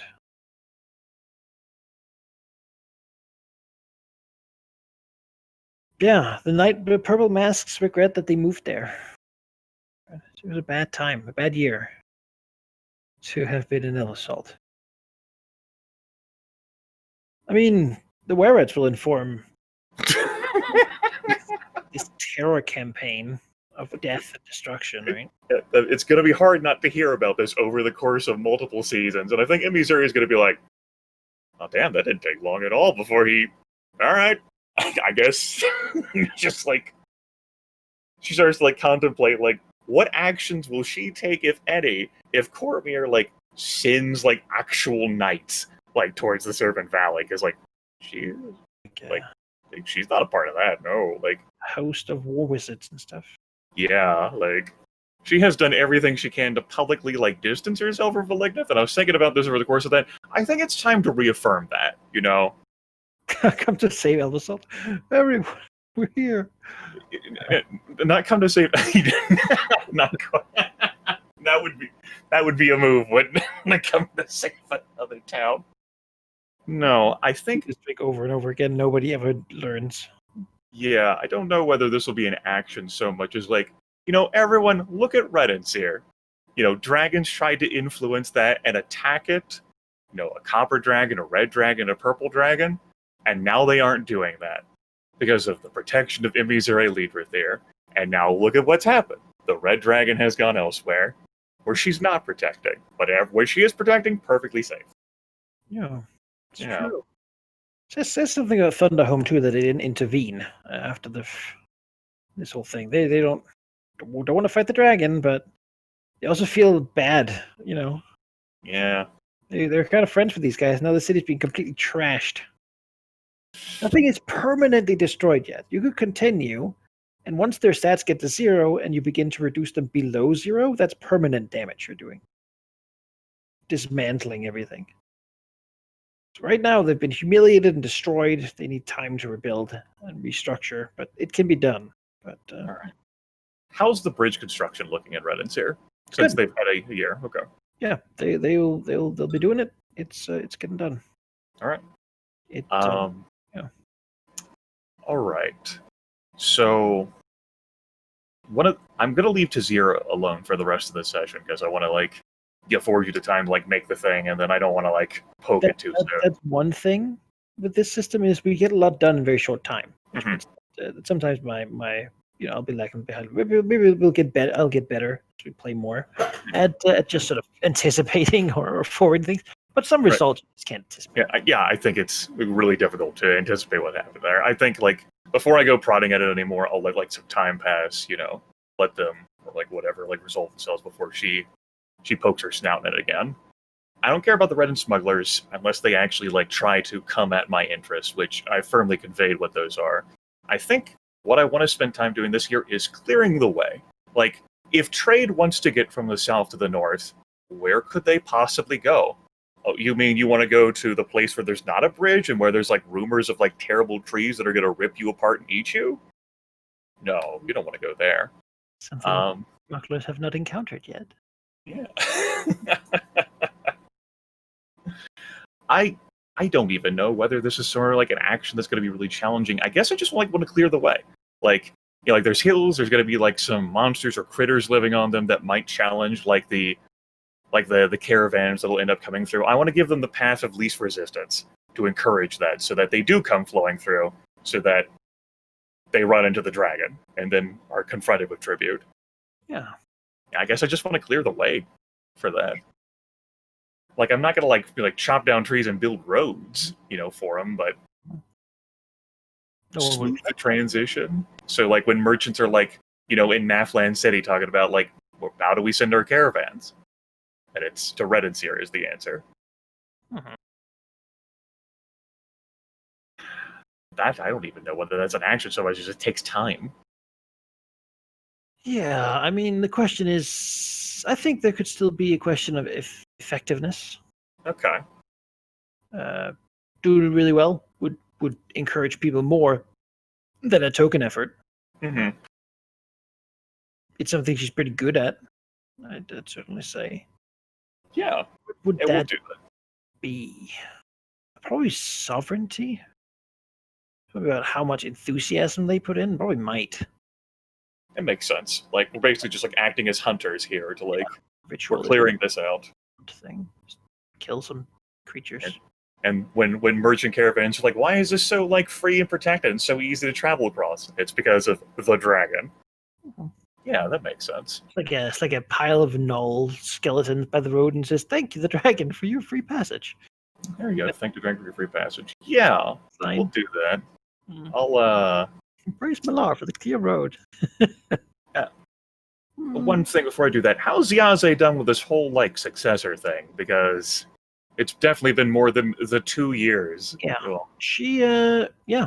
There's been some beyond that. We're at a thing in Westgate, and they're pretty okay with going elsewhere. They have not had a great time there. Some of them were followers of Mask. okay. Is dead. So, you know, what are you gonna do? No, the Werewolf's doing great these days. All right. There is, if she dies, there will be others who can, probably more than one even, who can All right. can bring on the lineage. She's been Delightful. pretty much every advantage. So, it hasn't been incredibly difficult. Really has provided every advantage to them. Okay. I'm asking her to like courtrooms and stuff all the time. Yeah. Except for like asking for like the information about like the merchant lords of Tazir. Like that's been the only hurdle. But then they did super good, so maybe that was forgotten for a bit. Merchant What? Lords of what? What version? Yeah. It's Hellscape place? All right. So Might 2, Sovereignty 3, and that'll be 5 dice. She's not going to personally involve herself in this. It's up to them. Send them to see if you can do Yeah. Are you fucking kidding me? it. Right. That's also warranted a note. What even is this? Why are you doing this to me? All right, yeah. Yeah, If I know that was coming, I would have done something more momentous than that. There's a clear path, and then there is a not clear path. And these werewolves are performing, I'll say. God. All right, we'll subtract Turn. Might by 1. There's now like 14 extinct species of animal in that region. It's just No wonder why Emissary didn't personally get involved. Like the spring, and like it's nines. You order it, and they're like, actually, we're sort of done. On own we initiative, anticipated sort of- we were going to do this. Yeah. Like, oh, Well, great. We'll party. and I guess that firmly conveys to anything that was even thinking of moving in that this is also Emissary's land. Okay. Yeah. Right. So, So give me a moment. It's good. I thought I was going to do that again. No, it's All right, so a question. I was going to ask about the Red Wizard of Thakelock. Will you inform us if any progress is made on that? Because it's like on you'll display. be seeing it. I'll be doing progress generally for them, at least at the moment, Okay. in between sessions. But ideally, I will also begin to roll some of these guys during sessions. I just need more. Right. I was. I just wanted to wanted to keep that in mind because eventually I know they're going to take action. The other thing that I wanted to think about doing is, and I imagine that this one's going to be a hurdle because they're going to be keeping secret, is the giants with their hierarchy. I know they're absorbed in something, but I want the were-rats, and it might involve sneaking into like the camps that are basically like auxiliaries of them and pretending to be slaves or what have you. But basically just figure out what's happening with the hierarchy because they've withdrawn. But she knows the giants still hate the dragons. And they might one day resolve whatever it is that's going on there and then turn their attention back to us. And so the question is that I want them to figure out through espionage is what's going on with the giants in the hierarchy. Yeah. So that's influence plus treasure to learn what's going on. Yeah, they are certainly trying to stop your people from Makes doing sense. it. Influence plus treasure. Influence is 3, treasure is 2. That'll be 5 dice. Pair of 8s. Pretty good. So here, their influence is fairly low. Treasure is decent.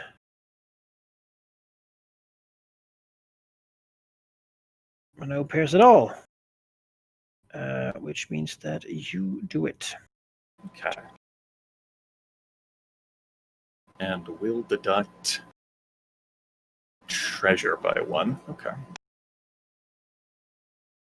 If you don't have information like prepare right now, that's fine. Oh, yeah, I know what they're doing. I was just updating their stats because they defended. I had to make sure that I deduct the right stat. Yes.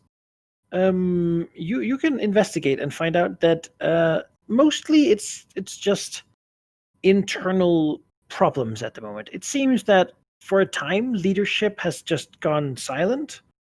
The stone giants are sort of doing their own thing, milling about, just trying to keep things prepared.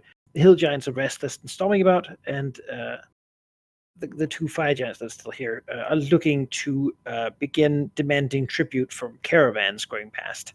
Though no one really hears much from the cloud giants, it seems like they now speak only through a couple of intermediaries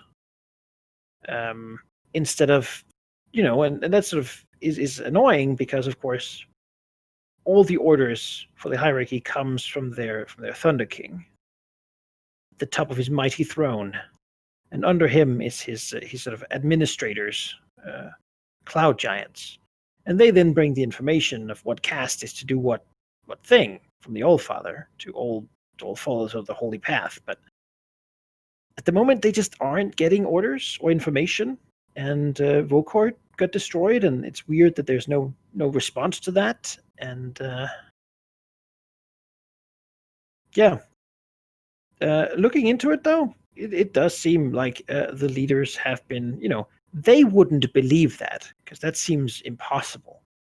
But it seems to Missouri that the leaders of the giants are currently quarreling. Okay, good. Unholy affair. They shouldn't be able to because cloud giants don't make decisions. Storm giants make decisions. Cloud giants just carry out the will in an effective manner. Okay. Since I didn't get involved with anything this year personally, I think this is the opening for me to start my own long-term project. We made mention long ago about the idea of what learning a language would take without the linguist feed, which my character can't qualify for. The giants have proven themselves to be so important and such a big threat that my character wants to learn the giant language. All right. You have access to books and such for that, certainly.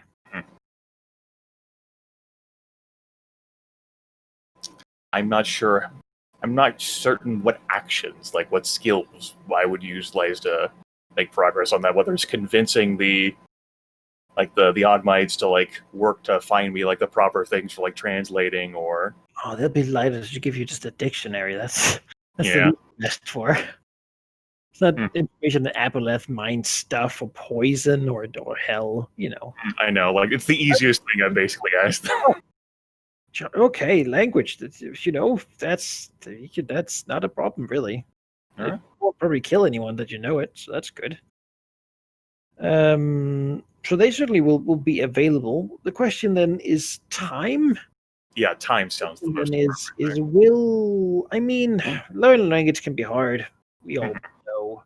Dragons are smart creatures, though, and you do have time. Are you trying to learn it particularly fast?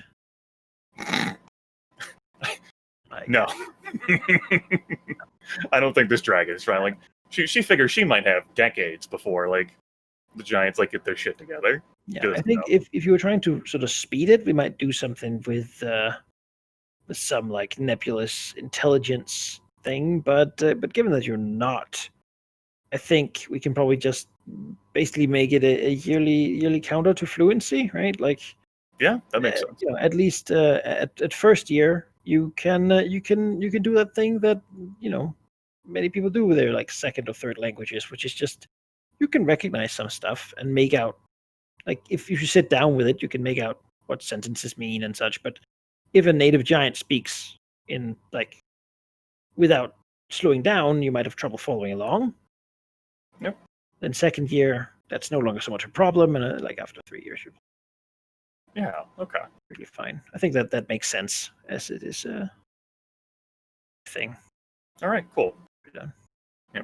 They just for any other sort of like they are, I suppose, like of all of the races and factions, they're the ones who've impressed her enough. Like, I need to learn how this works because they are the scariest. Very old. Mhm. You know, there's no elven faction or whatever that's been around. She's like, I need to learn that, and we thump the fairies. Elves is Personally. not really something that's a lot of around here. I mean, Yeah. they're people, but as a like, kingdom-wise, no. Yeah. We know Halldamir, there's a big forest one, but I thought about doing influence with Red and Seer to influence the local population, but I don't think my dragon cares, because so long as the Ogmites are in power, that's perfectly fine. Those damn peasants or adventurers or whatever won't do shit. So I think the only other thing I'm interested in having the Were-Rats do this year is reach out into the Gulfmere Forest in the looking to like make contact with the Emerald Enclave. Because Amrath, departed a few years back. Yeah. And she basically just like get a sense of like, howdy, I'm Missouri Leadrathir. I worship Malar. I exist. What's happening? Wanna have a chat sometime? Like we could be like friends, topple civilization together. Call me. I mean that is a nice offer. Let's see here. Being informed, influence plus sovereignty. Yep. Makes sense to me. So go ahead and find anything. I mean, that's probably the main thing. Yep. Are you guys? It's a fair question. Are you able to go into the Gulfmere Forest and find the Emerald Enclave? That's a good question. And not this time. No, they try to probe, and they'll essentially return and say that there wasn't anyone there. Okay. They can't speak to trees or birds or whatever the druids might do. And Missouri didn't have a location for but them. recognize it as one, right? Yep. Imi did not provide a better location other than an entire forest, and like Ziaze is like, it's how big? I mean, yeah, that's the thing, right? Like actually getting to the one place the Emerald Enclave has as a permanent sort of location at the moment, there is it's pretty far in, and not really a welcoming location at the moment. There's something about meat-hungry treants, almost like someone was inspired. that exist there. All right, that'll be a hit to influence. Basically, as some of them are out in the forest. Yeah. Continue. I can have them repeat the action though, and just like get a worse dice pool. Like we can't find them, and he's like, well, you've taken care of all the other tasks I have for you this year, so if you don't want me to assign you any other work, you get back out there to the forest. At the moment, while people are not really incensed at you, it's fairly safe to send out your people to sort of exhaustion level, right? But if you had enemies actively, then they might actually try to come for you. Yeah, I definitely do have that concern in mind. So I'll roll with 5 dice now. All right. I'll deduct 1 from sovereignty as the were-rats start like grumbling, like we told you no. And I have another party. he's like, 5. Takes a little longer for them to actually come home this time, you know. Right, they're not so eager to come back and report the news on this one. All right, I'm done with the actions then. Yeah, it's a long way, and the bridge over here is broken, so they have to like swim. Oh God! All I'm hearing are excuses from non-flying creatures. Mess. You know, if werebats with wings, where's all the werebats at? Damn it! If only I had harpies. Mm-hmm. The werebirds. A longing look is like Missouri looks at the horizon. I killed all of them. Yeah, Memories. upsetting me. I did kill them for upsetting me. Yeah. That did happen. Damn it! If only they hadn't upset me. The fault is with them and not with the dragon. Obviously. Yeah. You have any other actions you wanna do this year, Sheep? I don't think so. Not this year, no. All right. Then I suggest we just take a step forward to finish up the year, and then we'll talk about something else. All right. Sure. So you can do that, because I think at this point we've gone through 4 more years. I will remove a line from the Cormyrean clock. They're a little bit less upset at you. There you go. It's going to be 5 more years before they... Still deeply concerned in fortifying their settlements for dragons. Oh yeah. They're still investing into it. So they're not coming for you just yet. And at the sort of deep purple color, they're considering you an enemy faction entirely. Similar to if they get to that point, they're actually going to be Right. really. And I imagine Cormyr would have cared a lot more if we were attacking someone who didn't refuse their protection. If you attack Cormyr directly, you get 3 taps at a time. You can get off if you have no hate and you do it once. Like, they're not going to send out an army immediately, but if you do it twice, they're going to be really concerned. 3 times, and then it's no longer a question, right? You attack me once, shame on you. If you openly do aggression in Dragon Coast, like it's obvious it's you and such, you're stomping them out, then you'll get 2. And if you do something discreet, or like you just influence things in a direction against them or something, and they know about it, you'll get 1 tick. So basically, beginning. So it can go up very fast or slowly. It's something to manage, because if Cormyr gets to the next tap, they'll begin to act against you with half their power, halving their dice pool, which means you could, they couldn't really fight you.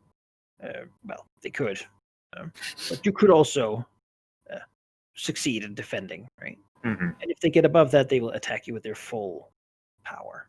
Right. Tell you, Cormyr is the hegemon of the region. Certainly, they are the greatest nation. The one that comes close to them is Amn, but Amn is far away and not interested remotely in doing it there. Right. It's like a big, massive earth hole between them and anything that interests them. Really inconvenient to get to the Dragon Coast from it. Like, beyond that, there's plains and mountains, and just no. Amn is looking they're currently warring with things in the sea out there. So right. They're plenty busy. They're mostly here because they're here on the map, and people were remiss not to put them there when they're not taking actions in this region. Cormyr is actively doing things. Well, they were not good enough to actually get it done this time. Maybe they will in the future. All right. Yeah. Things happen quickly. I'll say that. We've gone through the dragons almost doubling their age somehow, which is, maybe a little weird, but that's an abstraction we have to deal with. In the future, we'll have heroes every now and then going through. Ideally, I will have a couple of active. Well, this is my plans, right?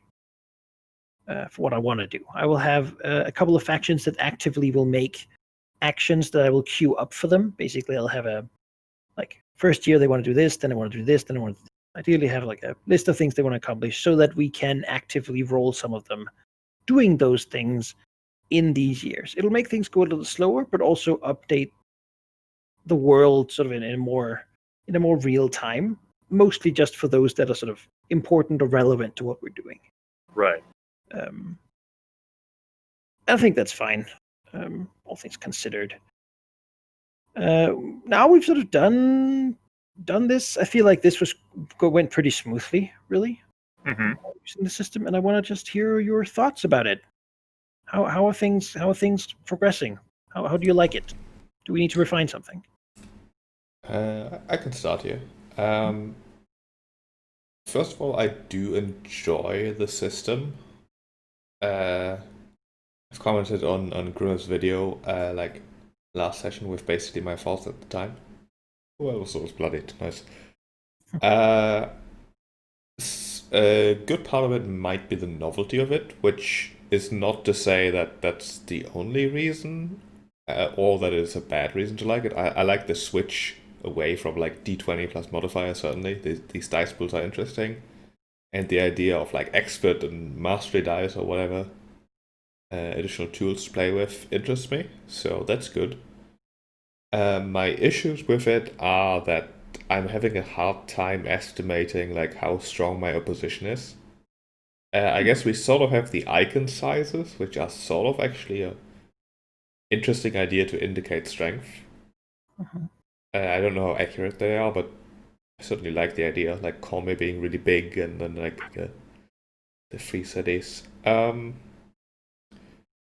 Another issue that I have is that I don't really have a clear way to know how to like get permanent increases. Like the silver mine was an obvious opportunity, but like say I wanted to improve my might like permanently, how I know how to justify that like like RP wise, but not necessarily whether that's actually a thing I'm allowed to do currently. Like say I want to buy more behemoths, I want to recruit more people and have all that stuff. Is that justification for a might increase, or what do I really need to work towards here? Yeah. Okay. Rather than providing feedback, I can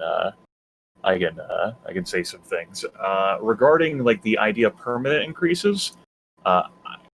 It has been conveyed that their difficulty. What you can instead look to more is the idea of assets and acquisitioning them in some form or fashion to provide you like temporary bonuses when you perform tasks. As has been conveyed, it's only like possible for us to get permanent increases when we like get it from basically someone who has more than us. And in order to do that, you're basically just going to be like go at whoever's around you. Yeah. Yeah, the idea of working towards assets is not something I've considered so far. I think the issue, well, it's not an issue with the system at all, but rather with the issue of my understanding of it. Like, how would we do that? Would I say, hey, I would like to work towards, I don't know, like what even is an asset? No, that's a rhetorical question. I know what an asset can be, but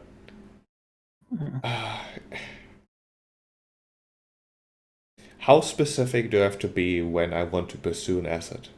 That's I think what I'm asking. Yeah, that's a good question.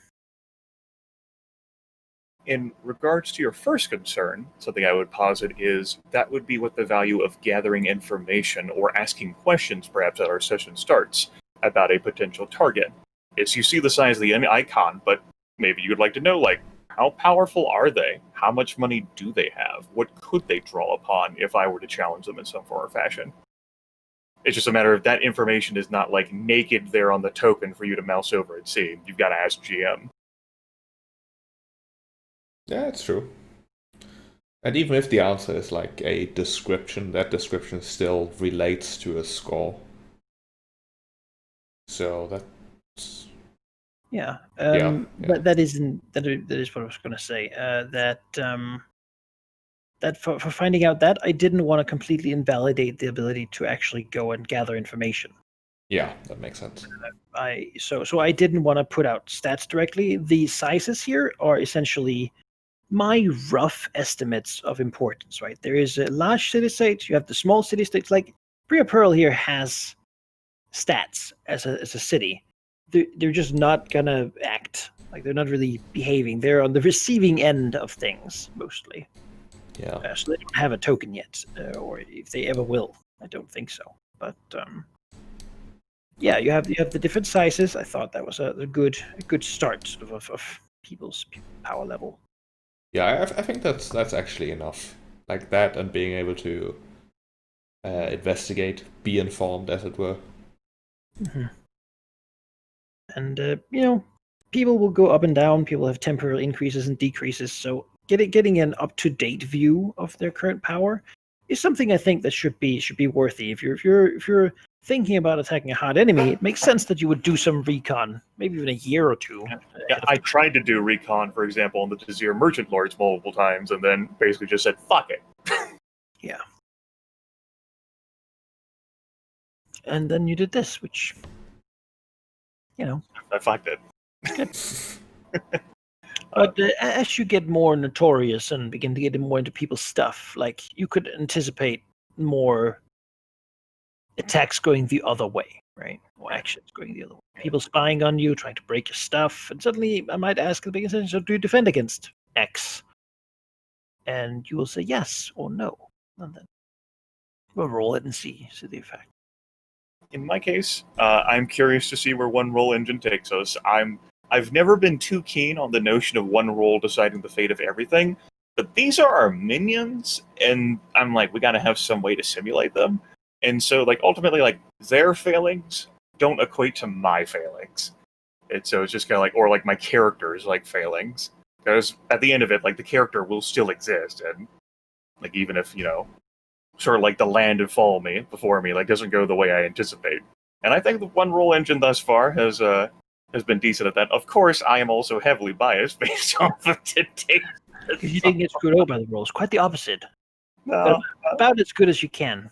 yeah. So with like 3 lines of triple nines for 3 separate things, and then a triple 10 to go with one of those triple nines. I'm like, yeah, one roll engine's great. Love it. It's beautiful. I did want to make sure that the dragons were well represented.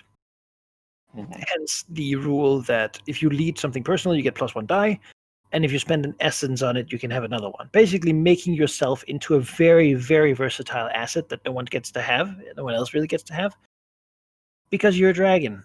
I mean, that is a pretty versatile, worthwhile asset that no one else gets to really have. And +2 dice is I mean, is like the difference between Kolmir and Elvasot's militia, right? And that'll become like more like important as we actually do end up attracting aggro and folks take actions against us. Because that will be ideally. I want the situation too where, say, if Kolmir sends its big host, we might actually take the dragons in to do like a battle to see if we can kill some of them, or if something is threatening enough, the dragons might want to go and deal with some of it by actually fighting it. But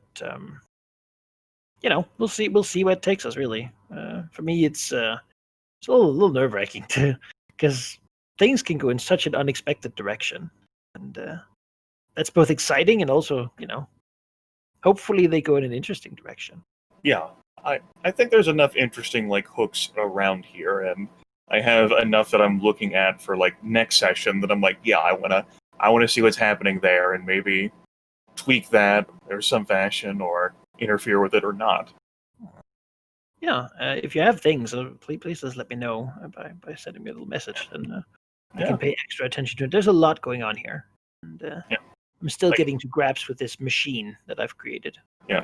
What I am most concerned by, as I think I conveyed through the goal and through my actions today, is Tazir, as that seems like such it was an unstable place to begin with its current environment, that my character's like one of her desires to up in civilization so that she can become more powerful through that is wants to exert that, and Tazir is the easiest place to do that for her. And so I have a continued focused investment in Tazir, and will continue to poke and prod until something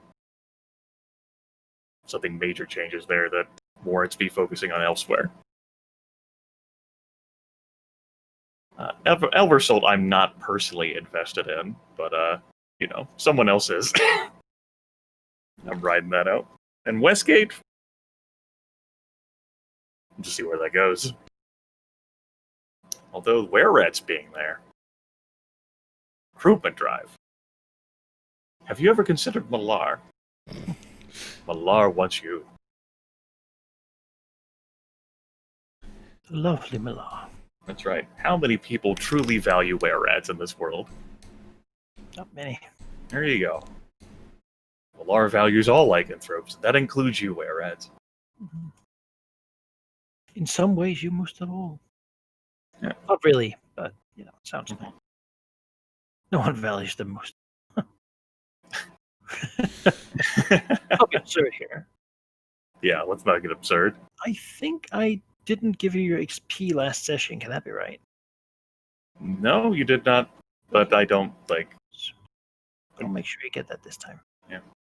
I'm not exactly in a hurry to track that. You can just tell us when we reached level 16 in 19 sessions. Yeah. Would you prefer that? Yeah, as far as I'm concerned, you can just tell us. I don't care about the individual XP number. I don't know what a sheep does. I haven't listened to any XP giving in any campaign for a while now because someone else is going to tell me when I level up, and that's what I care about. Sure. Well, Tell you well, about now, fractals yeah. and wage. Yeah, well, now it's just the two of us, and now Sheep knows that Yeah. how I feel about it. Okay. I mean, I still count. You completed, to my mind, 2 goals. You secured the silver mine, and you've certainly fomented an uprising. Yeah. Be, but that's the story the roles tell, right?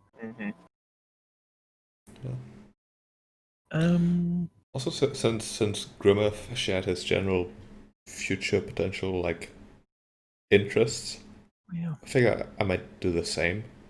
Mhm. I think my current interest is making sure that Cormier doesn't really get a foothold anywhere close by. No. A city like Protectorate, especially one of the larger ones, I don't want that to happen. So Elversold's fine in that regard. Tazir, I'm doing shit there. Westgate is a fault. Probably a good one, since it's sort of leaning towards Cormier already. So whatever little subtle influences Valiant can push that way, he probably will. I don't intend a straight up assault on Westgate, I don't see a good reason for that. No, I wouldn't want their armies of beholders or vampires or whatever the hell lives there to come out.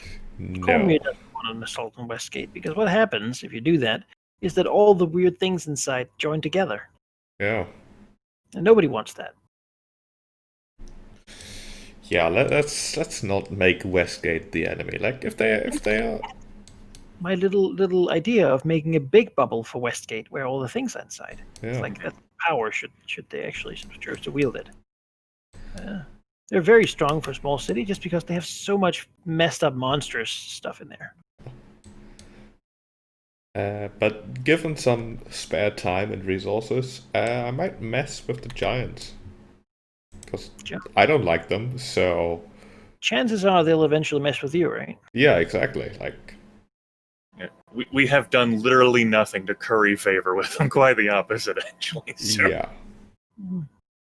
At the moment, they're weaker than they would be at their full power. They're not leading their people well. You know that they have certainly goblins and earth giants and stone giants. So then again, you killed one of their generals, so you could probably do it again.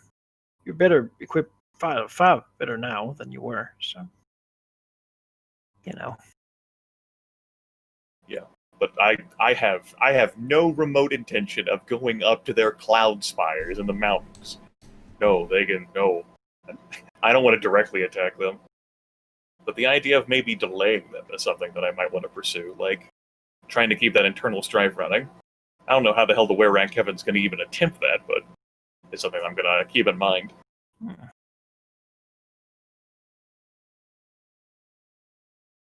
Because the Giants, like us, can do a lot of great things when they're actually committed to it.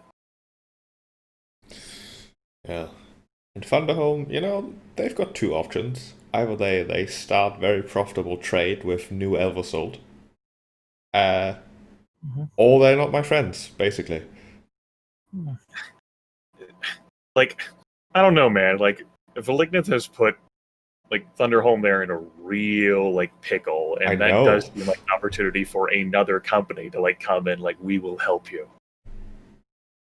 It's up to them. They can do a profitable agreement that everyone benefits from, or they can make mistakes. Yeah, they'll have some decisions to make, right? Because there are people looking for strength, and they were kind of hoping that them and Elversold woo some of the smaller towns and construct a new one and become a central sort of. But well, old Elversold declined you. Yeah, they didn't want your vision. New Elversold does. Just they're gonna look at the words of the red dragon that conveyed there. He just told us 2 seasons ago that they weren't in his plans at this time, and then it was true. Does not make Valignant a very reliable diplomatic partner. I'm not gonna disagree. Or you believe that their asset of their mountain home will make it harder for anyone to invade them, but it's trouble, and dwarves do not often side with the red dragon. They really tried. They tried. We'll see how things turn out. Well, knowing the name of this campaign, The Dreads of the Dragon Coast, I have a feeling it won't be idyllic villages that are going to be focused. You named that campaign before we even created our characters, so... Exactly. I'm not surprised. How that went. Oh, shit. No, I'm not. I'm not looking to control everything. I'm just looking to... end civilization as we know it. Topple everything. I mean, the Spellplague did it. Quite so. I'm just looking to replicate the Spellplague. That's just enough. Would you say that's a hard goal? Some people are gonna go, ooh,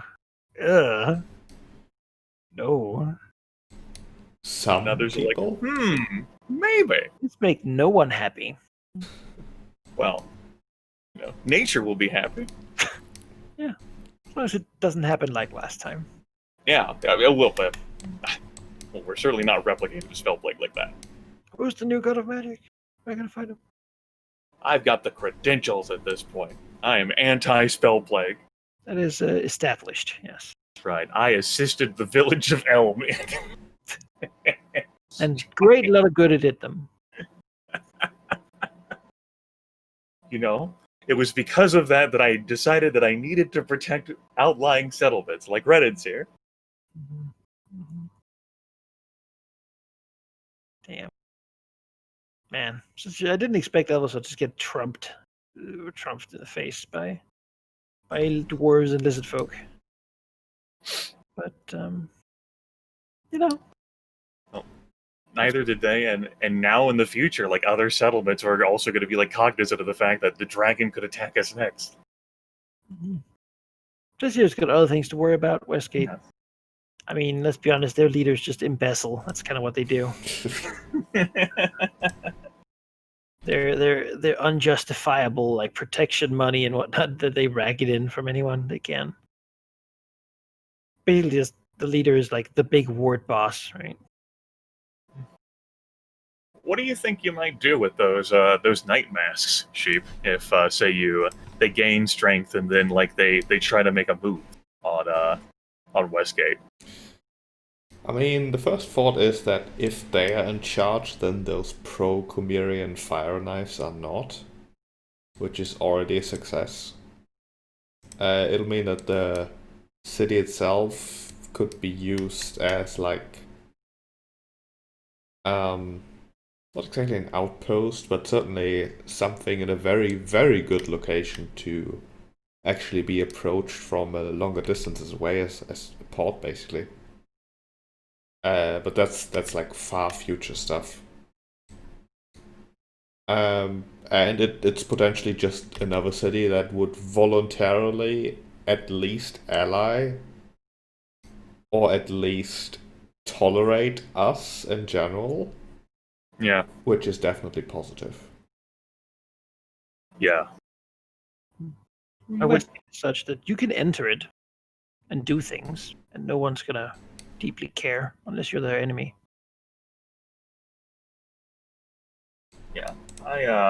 I figure something like that's going to end up being the fate that befalls Tazir, in my mind, or what I'll work towards, unless Cormir like comes there. Is the idea of like, civilization is going to exist. I can't like delete that. It's I mean, like you whatever can. exists there. No, I can't. My dragon does not go north of the river to attack or harm things. Just protecting Reddit's here. Right. But that is the established law. My character keeps her word, like a devil. I was trained by the best. Professor Rick's view nowadays is so dim. He looks out of the tomb as he's destroying everything. Hmm. Well, he knows that really he did this. He did. But it's possible that depending on how things shape up in Tazir, I might say like, hey, I heard you guys got a problem. Do you have any concerns about red dragons? Because I'm really good at protecting places against red dragons. I can help solve your problem. God. That's just too much. And so the Tessarian Merchant Council decided to employ a dragon in anti-crowd control. You know what? And she would follow the contract to the letter. But that's something I had in mind of like, but it'll depend on next session, like how things shake out in Tazir with the new company that's formed. It is a tense place, and you can certainly imagine that there are lots of people looking to get a piece of whatever is happening there. I just want that piece to go to me. Comey was very interested until Elvasot got like turned on its head by an evil dragon. So. Oh no! How could that evil dragon do such a thing? Mm-hmm. Mm-hmm. I would never openly attack a place like that. Like, oh. Openly. Yeah. Yep, openly. had to make sure I threw that word in. Your word. That's right. But how else will people know it was you? I have worked. There are affirmed Ogmaites who could easily confirm that I have defended homesteads and glorious like knowledge and civilization. It's happened.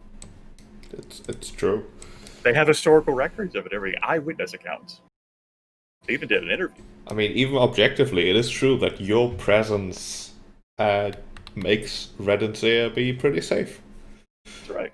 Not for the exact reasons that you tell people, but doesn't really matter if the outcome is the same. The thing about the Ogmites is it probably doesn't. Yeah. They get what they want, which is to be able to hoard books. I mean, charging one dragon for it, sure. She might think she's using them, but they're using her. They're very much using each other, and that's great.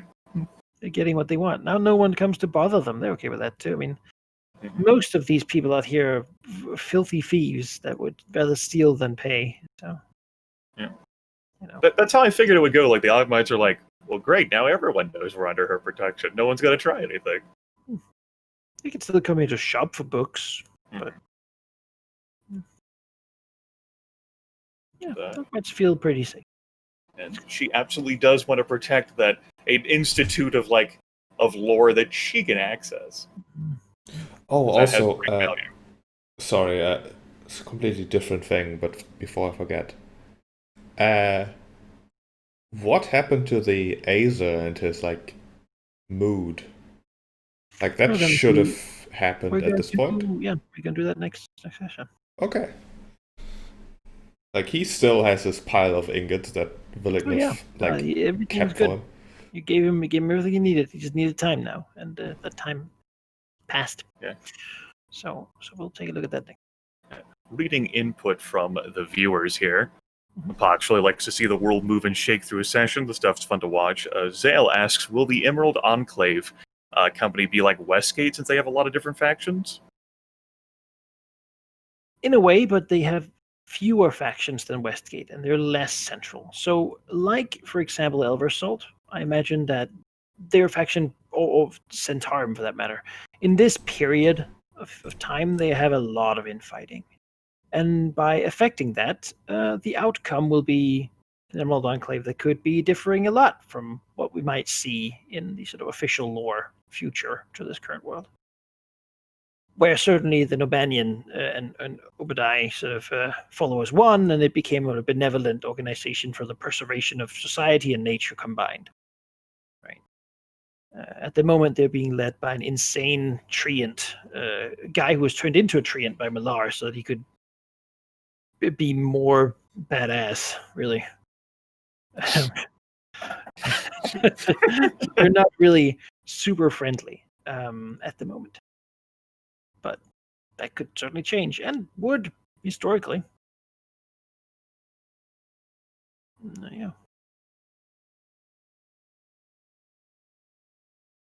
Same goes for many other factions that are large, basically. Smaller factions can be encompassed in larger factions, right? Mm-hmm. So say the Blue Sun Guild could move to Cormier and hang out over here, but they don't want to, because Cormier is not really the place that's conducive for their sort of operations. Right. For most people's operations, really. Adventuring parties like Jin will probably hang out in Cormier when they're not out doing things. Slipping back and forth and making themselves immune to dragon attacks by hanging out in Cormier in towns. When I get that up and running. Absolutely. Fucking Jen at his damn tower. Old age, because they're human. Mm-hmm. So it's the only way to stop Jen. Have him die of old age. Yeah.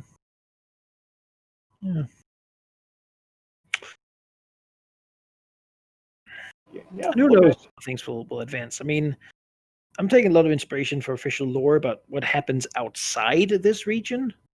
We'll see. We'll see how I decide to go by it. We're certainly not following any official blueprint, right? Things have already diverged greatly. At what point did they diverge, Anakai? When I started. I messed with time and, well, not really time, but, Yes. some effects. Rather attributed some changes that were never explained to things that I explained instead. Yeah. I'm glad we're using this map, though. I mean, we barely used it before. Look at us now, staring at it. Spent a lot of time on it. It's something that we've known was here and now have more cause. We've expanded the scope. We've taken the magnifier glass and we've just zoomed out. Yeah. That almost feels too small at this point. It does, doesn't it? Could expand it though, but that would just mean I have more people to do things. I think Steve's just greedy. It's perfectly sized. Let's simulate what handles in Waterdeep. No. Yeah. Won't. No, I mean, want to attack Waterdeep. To west of Iriabor, there's old ruins and bad stuff, just wilderness. To the south, there's a big horn of the Vilhorn Wilds. To the north, there's past Cormier, so that doesn't really matter.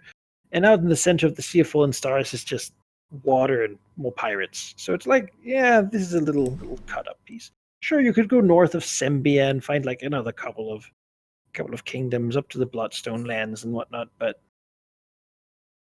this is a little microcosm, right? Even Termish and Amna sort of in their own spheres, disconnected from what goes on here.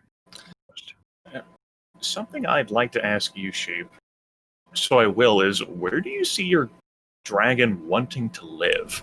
Because, like, I've had in mind for a while the notion of my dragon, like, returning to Gulfmere Forest as her parents once lived, and perhaps, like, exploring the ruins of Starmantle, which got devastated. I do see my character eventually, like, going, like, in that direction, away from this hill, beautiful though it is, towards, like, a more foresty area. What about your character? I think there's some parallels in his like overall current plan, which is that he wants to indirectly build something, which also suggests that maybe it's not the location that really matters to him, but what's there.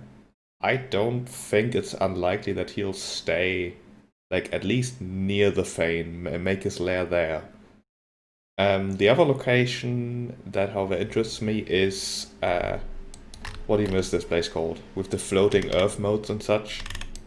Find like one that is fire attuned.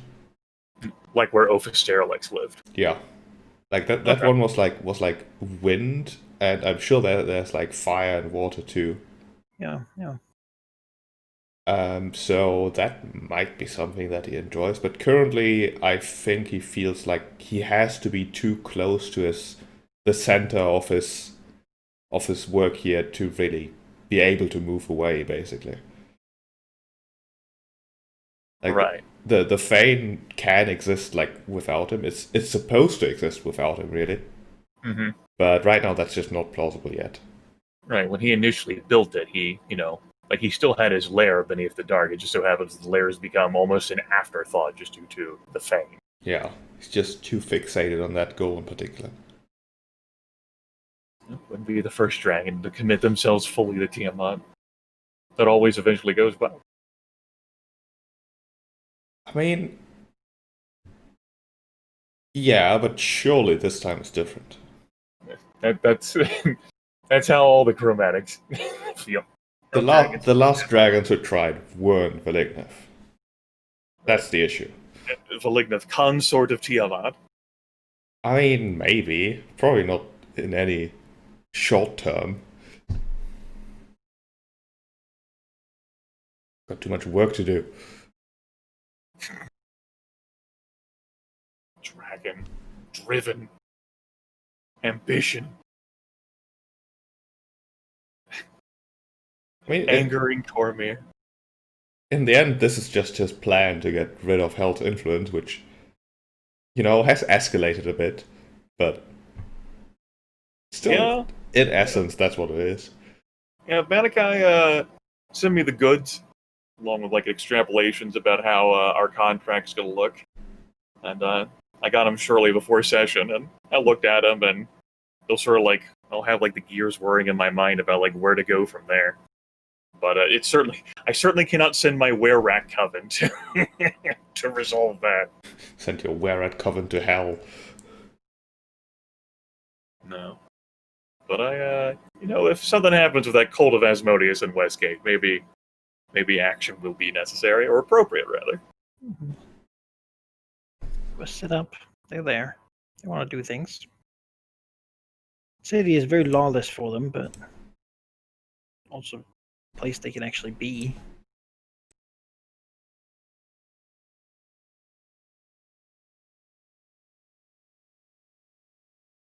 All right. Only other question that I have is I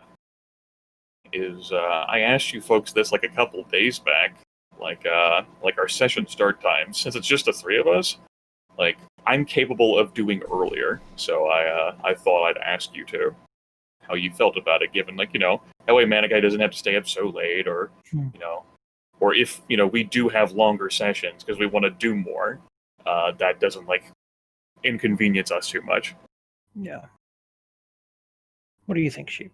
Just honestly and openly. There's no wrong answer. I mean, I'm sort of ambivalent about it. That's it. Right.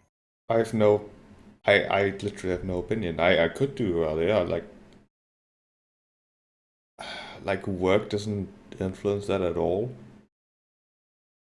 can eat dinner whenever. Mm-hmm. Yeah, for me it would be essentially I need to like cook dinner and have Mhm. dinner and then sit down and get actually ready to play from that. So but it sounds like a good idea. I mean, initially our start time was 9, right? Back in the day. God, do I not want to do that now?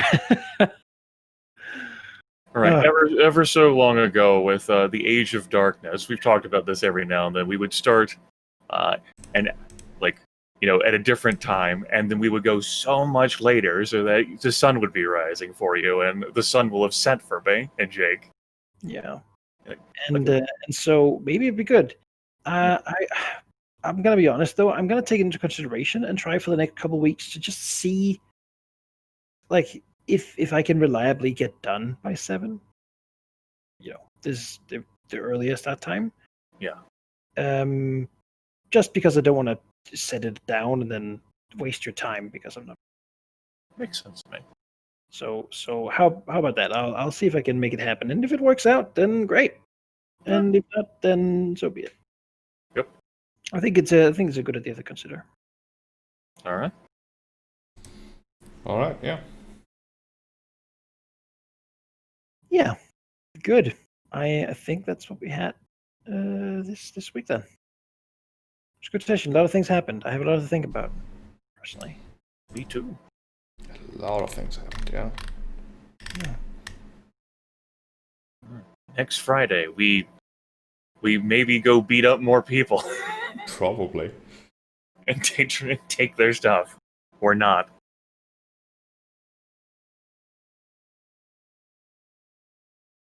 I mean, that could summarize every D&D campaign ever. But that's what we're doing, so yeah.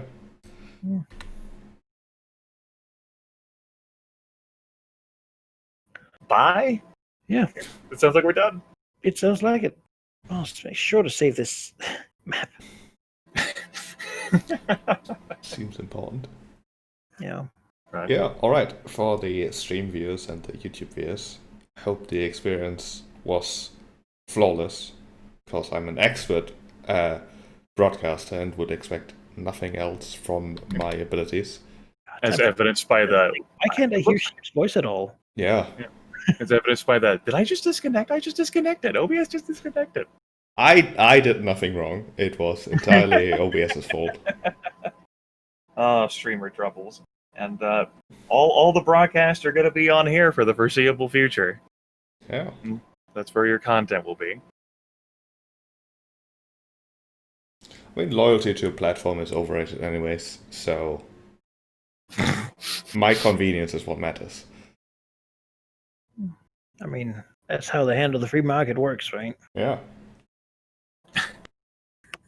I mean, the only reason I can tell you the only reason why I prefer broadcasting to YouTube is because I had those settings already set up. So, yeah, my And so it comes back to this. The amount of effort Sheep is willing to put into something. We're back here again. Fun full circle. Wow. I'll talk to you two later. And talk to you as well later, stream. Bye. Yeah. Bye. Bye.